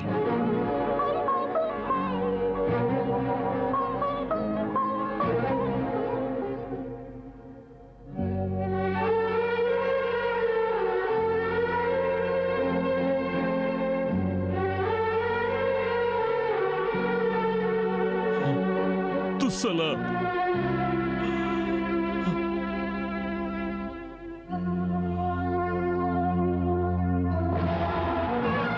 దుస్సలా, నన్ను క్షమించు దుస్సలా, నన్ను క్షమించు. నా చేతికి నీవు రక్షాబంధనం కట్టినావు, కానీ నా చేతులు నీ సౌభాగ్యాన్ని రక్షించలేకపోయాయి. నా చేతులు నీ సౌభాగ్యాన్ని రక్షించలేకపోయాయి. నా చేతులు నీ సౌభాగ్యాన్ని రక్షించలేకపోయాయి.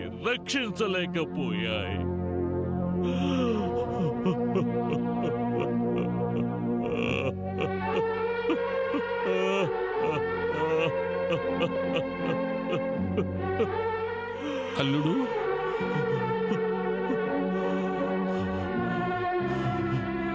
నీ కళ్ళలో నీళ్ళ? అల్లుడు, కన్నీళ్లు నిర్బలత్వానికి ఆనవాళ్ళు. నువ్వు బలవంతుడివి. నేను బలవంతుడని నీతో ఎవరు చెప్పారో? అల్లుడు చెప్పు, ఎవరు చెప్పారో? అల్లుడు, మామా, నేను బలవంతుణ్ణి కాను, బలవంతుణ్ణి కాను. నేనొక దుర్బలుడైన భ్రాతను. నా సోదరులనే నేను రక్షించుకోలేకపోయాను. నిజానికి నేను బలహీనుడను. నా సోదరి సౌభాగ్యాన్ని రక్షించలేకపోయాను. నేను నా పుత్రుణ్ణి కూడా రక్షించుకోలేకపోయిన తండ్రిని. అయినప్పటికీ నువ్వు నన్ను బలవంతుండంటున్నావా?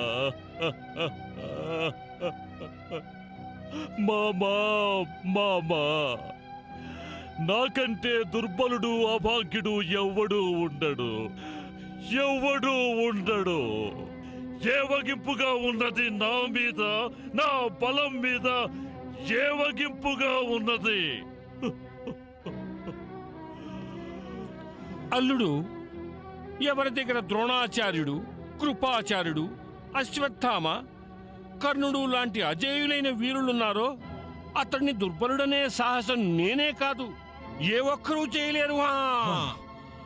మామా, నీవు ఎవరినైతే అజేయులంటున్నావో వారంతా ఉండి కూడా నా బావయ్య అయిన జయద్రథుని వధని అర్జునుడు గావించినాడు కదా.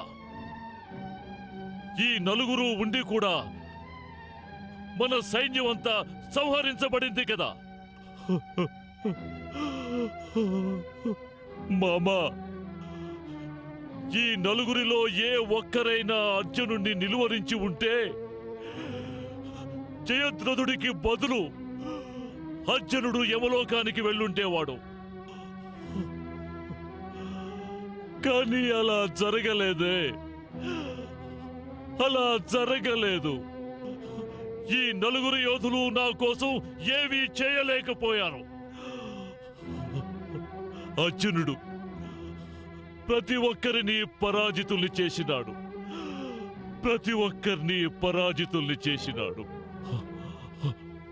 మామా, ఆ దినం జ్ఞాపకం ఉందా? జ్ఞాపకమున్నదా? ఆ కృష్ణుడు శాంతి ప్రస్తావనతో హస్తినాపురం వచ్చినప్పుడు ఆ, ఆ, జ్ఞాపకం ఉంది అల్లుడు. ఆనాడు నువ్వు ఎంతో ధైర్యంతో వ్యవహరించావు. ఆ శాంతి ప్రస్తావనని నువ్వు తిప్పికొట్టావు. మామా,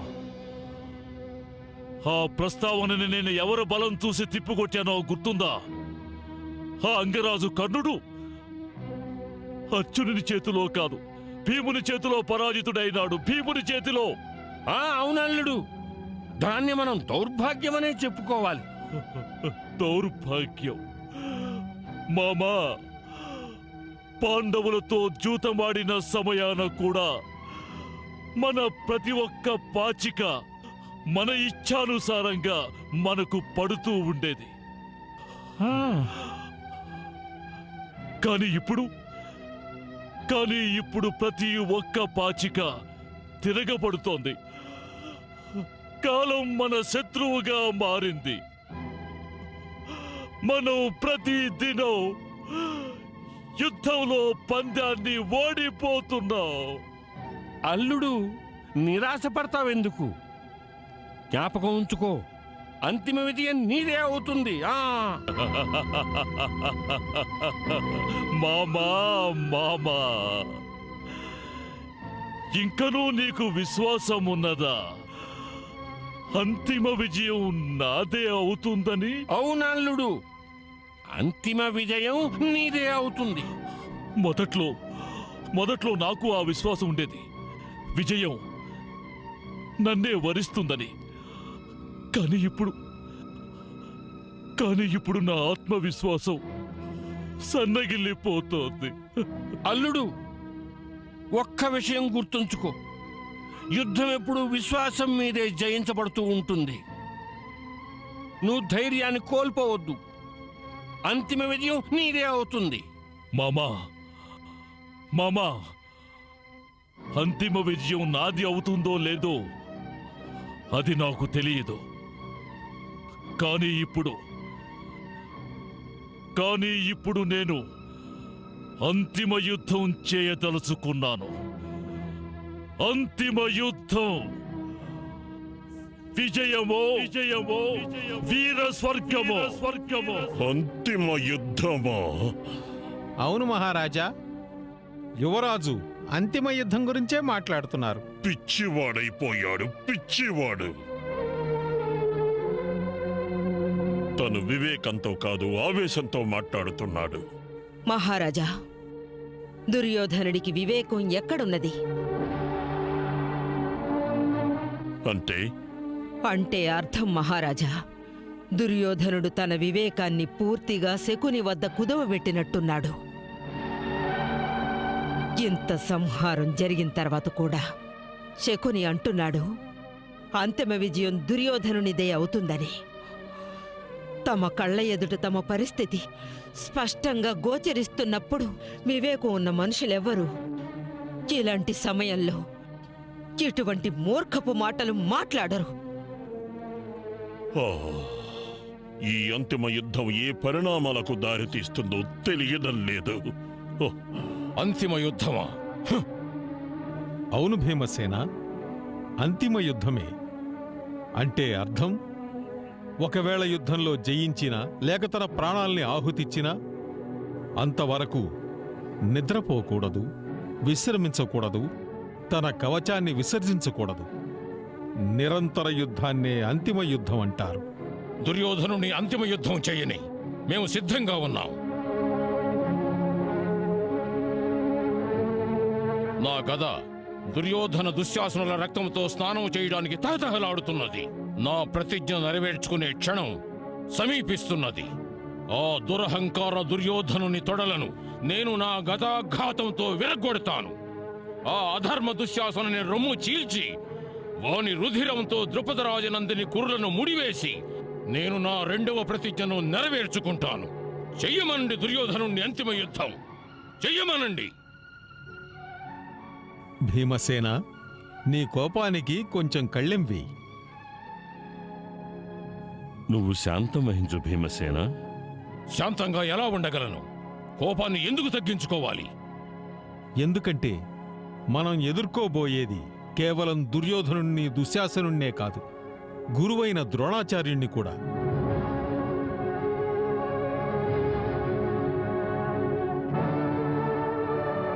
నేటి యుద్ధంలో మనం విజయం సాధించామని జబ్బలు చరుచుకుంటుంటే అది మనం చేసే పెద్ద పొరపాటవుతుంది.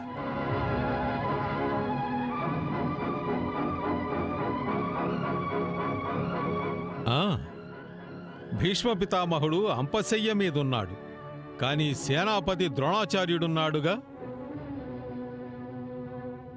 కేశవ, గురువైన ద్రోణాచార్యుడు ఉన్నప్పటికీ అర్జునుడు జయద్రథుణ్ణి వధించాడు కదా. అందుకనే మనం ఇంకా జాగరూకతగా ఉండాలి.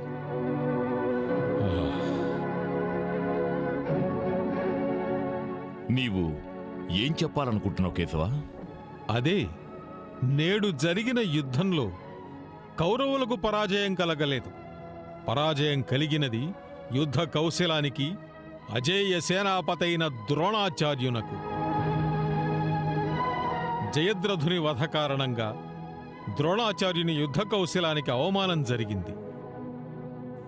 అతడు జయద్రథుని రక్షణ నిమిత్తం ఏం వాగ్దానం చేశాడో దానిని నిలబెట్టుకోలేకపోయాడు. అందువల్ల అతడి అభిమానం దెబ్బతింది. అతడు గాయపడిన ఒక సింహంలా కుపితుడయ్యున్నాడు. మీ అందరికీ తెలుసు కదా, గాయపడిన సింహం అన్నిటికంటే ప్రమాదకరమైందని.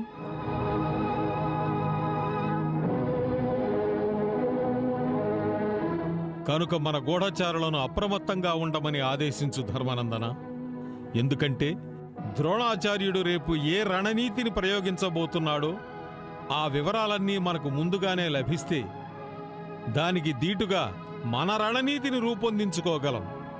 కేశవ, నీవు అలా అనడం వల్ల అందరి ధైర్యం సడలిపోతుంది. లేదు పార్థ, నేను మీ అందరినీ హెచ్చరిస్తున్నాను. అలాగే ఇప్పుడు నేను మీ అందరకు ఒక సత్యాన్ని చెప్పబోతున్నాను. దాని గురించి మీలో ఎవరికీ తెలియదు.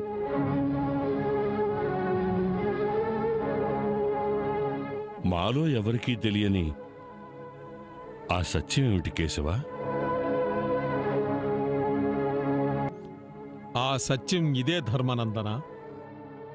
నేటి యుద్ధం సమాప్తమైన తరువాత కూడా ద్రోణాచార్యుడు తన కవచాన్ని తీయలేదు. ఏమిటి? ఏమంటున్నావు కేశవ?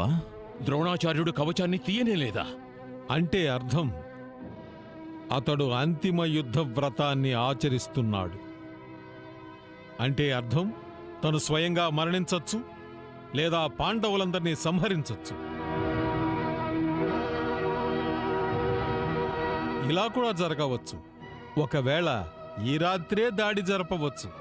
దాని అర్థం ఇలా కూడా చెప్పొచ్చు కేశవ. దుర్యోధనుడు మాత్రమే కాదు, గురువైన ద్రోణాచార్యుడు కూడా అంతిమ యుద్ధం చేయడానికి సంకల్పించినాడు. విజయము వీరస్వర్గము. ఒక్కటి గుర్తుంచుకో ధర్మానందన, ఆ ద్రోణాచార్యుడు రేపు అంతిమ యుద్ధం చేశాడంటే దానికి ఫలితం ఒక్కటే ఉంటుంది. రేపు యుద్ధం సమాప్తమైపోతుంది. అందులో విజయం కౌరవులనే వరిస్తుంది, మనని కాదు.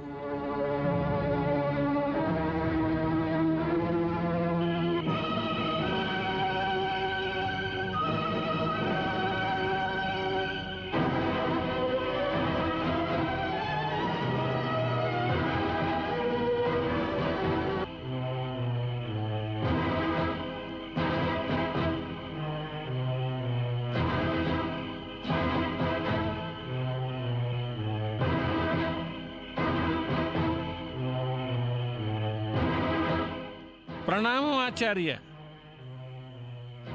ఆయుష్మాన్ భవ.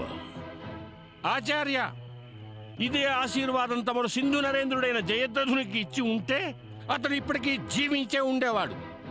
గాంధార నరేంద్ర, మీరు సైంధవుని మరణానికి నన్ను కారకుండా చేయాలనుకుంటున్నారు. కానీ ఈ విషయం అందరికీ తెలుసు. అక్కడ జరిగిన అనర్థానికి సూర్యాస్తమయం అయినట్టు భ్రాంతి కలగటమే కారణం. దానివల్ల మనందరం మోసపోయాం.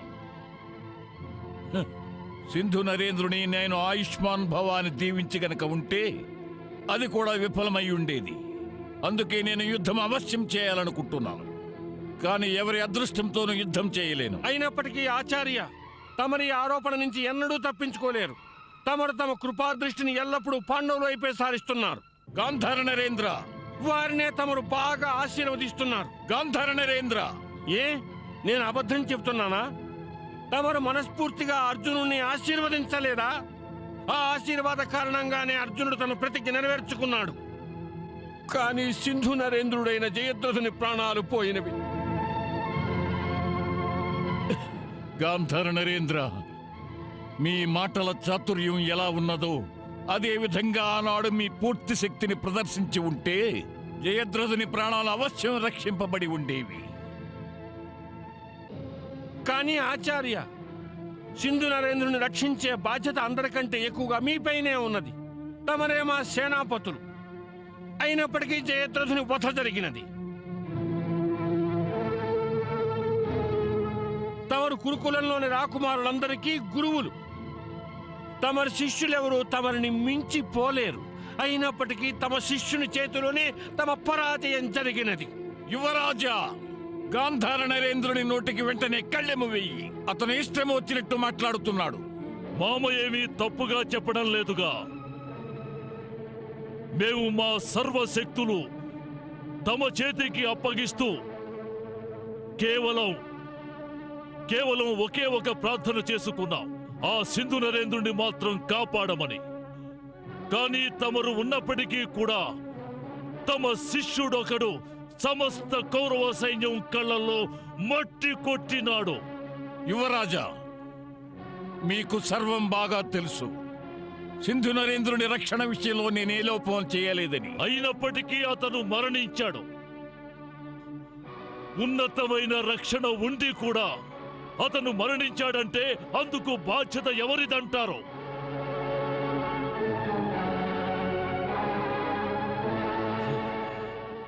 నాకు విజయం చేకూర్చాలన్న కాంక్షతో ఏ మిత్రులైతే నా పక్షాన నిలిచినారో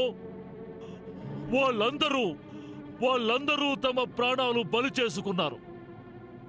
ఏ వీరులు, మహావీరులు నన్ను పృథ్వీపతిగా చూడాలన్న కోరికతో నా హితం కోసం యుద్ధం చేసినారో వాళ్ళందరూ భూతలం మీద శాశ్వతంగా నిద్రిస్తున్నారు.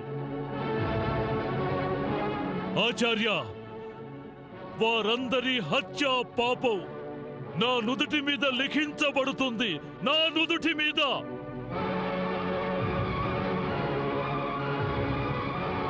ఆచార్య, నేను మహాపాపిని. నా సకల సంబంధీకుల్ని, మిత్రుల్ని ఘోర సంహారానికి గురి చేశాను. ఇప్పుడు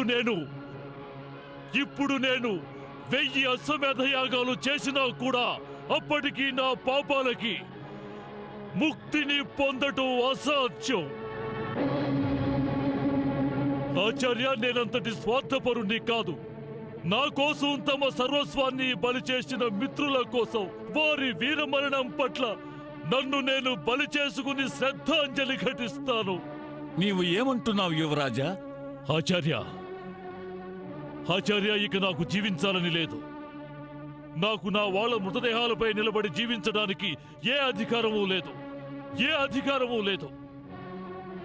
ఇప్పుడే తమరు నన్ను ఆయుష్మాన్ భవాని దీవించారు కదా, తమ ఆశీర్వాదాన్ని తిరిగి తీసుకోండి. యువరాజా, నీవు బహుశా స్పృహలో లేనట్టున్నావు. అవును ఆచార్య, నేను స్పృహలో లేను. అవును ఆచార్య, నేను స్పృహలో లేను. మతి భ్రమించినది కదా, నాకు బుద్ధి భ్రష్టు పట్టినది. మరి అందుకే చూడగలిగి చూడలేకపోయాను. భీష్మ పితామహుడు యుద్ధం నా పక్షానే చేసినాడు. కానీ ఆశించింది పాండవులు విజయం సాధించాలని. నేను స్పృహలో లేను. అందుకనే ఇది కూడా తెలుసుకోలేకపోయాను. అర్జునుడు తమ ప్రియ శిష్యుడని. అతని ఎదుట మేము తమకి తుచ్చులుగా కనబడుతున్నాం. కానీ ఆచార్య, నేనిప్పుడు స్పృహలోకొచ్చాను. నా కళ్ళు తెరుచుకున్నాయి. ఇప్పుడు తెలుసుకున్నాను, కేవలం అంగరాజు కర్ణుడే నా నిజమైన మిత్రుడని. కేవలం అంగరాజైన కర్ణుడే నా విజయాన్ని మనసారా కోరుకుంటాడు. కేవలం అంగరాజైన కర్ణుడే నాకు విజయాన్ని చేకూరుస్తాడు. విజయాన్ని చెప్పడానికి చేయడానికి చాలా వ్యత్యాసం ఉంది యువరాజా. విజయాన్ని చేకూర్చేవారు ప్రాణాలను అరచేతిలో పెట్టుకుని యుద్ధం చెయ్యరు. ప్రాణరక్షణ కోసం రణభూమి నుంచి పారిపోరు. అర్జునుడు సైంధవుణ్ణి వధించినప్పుడు అప్పుడు నీ నిజమైన మిత్రుడు ముందుకు ఎందుకు రాలేదు? కర్ణుడు అవశ్యం సైంధవుణ్ణి రక్షించగలిగుండేవాడు. కాని అతనలా చేసుంటే తమరు సేనాధిపతులై ఉండి ఏం లాభం? మాటల బాణాలు గాంధార నరేంద్రుడు సంధించగలడు. కానీ నీవు అలాంటి ప్రయత్నం చేయకు యువరాజా. నేను ముందుగానే చెప్పాను, నేను అదృష్టంతో పోరాడలేనని. నీ అదృష్టము ఎలా ఉన్నదో నీకు ఆ దినమే తెలిసిపోయి ఉండాలి. ఏనాడు భీష్మ పితామహుడు శిఖండి కారణంగా అచేతుడైనాడు. గంగాపుత్రుడైన భీష్ముణ్ణి ఏ దానవ శ్రేష్ఠుడైనా దేవతలైనా కూడా పరాజితులు గావించలేరు. వారి ముందు కర్ణుడు కాని లేక స్వయంగా నేను కాని ఏమీ కాము. యువరాజా, నీవు కౌరవుల అదృష్టాన్ని మార్చలేవు. కాని గంగాపుత్రుడైన భీష్ముడు తన అచేతనత్వంతో కౌరవుల అదృష్టరేఖలని మార్చినాడు. కాని నీకు పాండవులతో సంధి చేసుకోమని సలహాను కూడా ఇచ్చినాడు. భీష్మ పితామహుని అంతిమ కోరిక మేరకు నీవు పాండవులతో సంధి చేసుకుని ఉండవలసింది. కానీ నీవు ఆ సమయంలో పితామహుని కోరికను కాలరాచి ఆయనను అవమానించావు. ఇప్పుడు నన్ను పక్షపాతినని ఆరోపిస్తున్నావు. అంటే ఆచార్య, తమరు కూడా యువరాజుని పాండవులతో సంధి చేసుకోమని సలహా ఇస్తున్నారా? లేదు మామా, లేదు. ఇక పాండవులతో సంధి ప్రాణాలున్నంత వరకు పొసగదు. నేనిక అంతిమ యుద్ధం చేయాలనుకుంటున్నాను. అంతిమ యుద్ధం. నేను పంచ పాండవుల సహితంగా సమస్త పాంచాలులను వధించి వారి రక్తంతో యుద్ధ భూమిని అభిషేకిస్తాను, లేదా స్వయంగా నా ప్రాణాలనే త్యజిస్తాను. ఇలాంటి సన్నిహితులతో కలిసి జీవించి ఏం ప్రయోజనం? వాళ్ళు మనసారా పాండవులకే సన్నిహితులు. వాళ్ళు సదా పాండవుల విజయాన్నే ఆకాంక్షిస్తారు.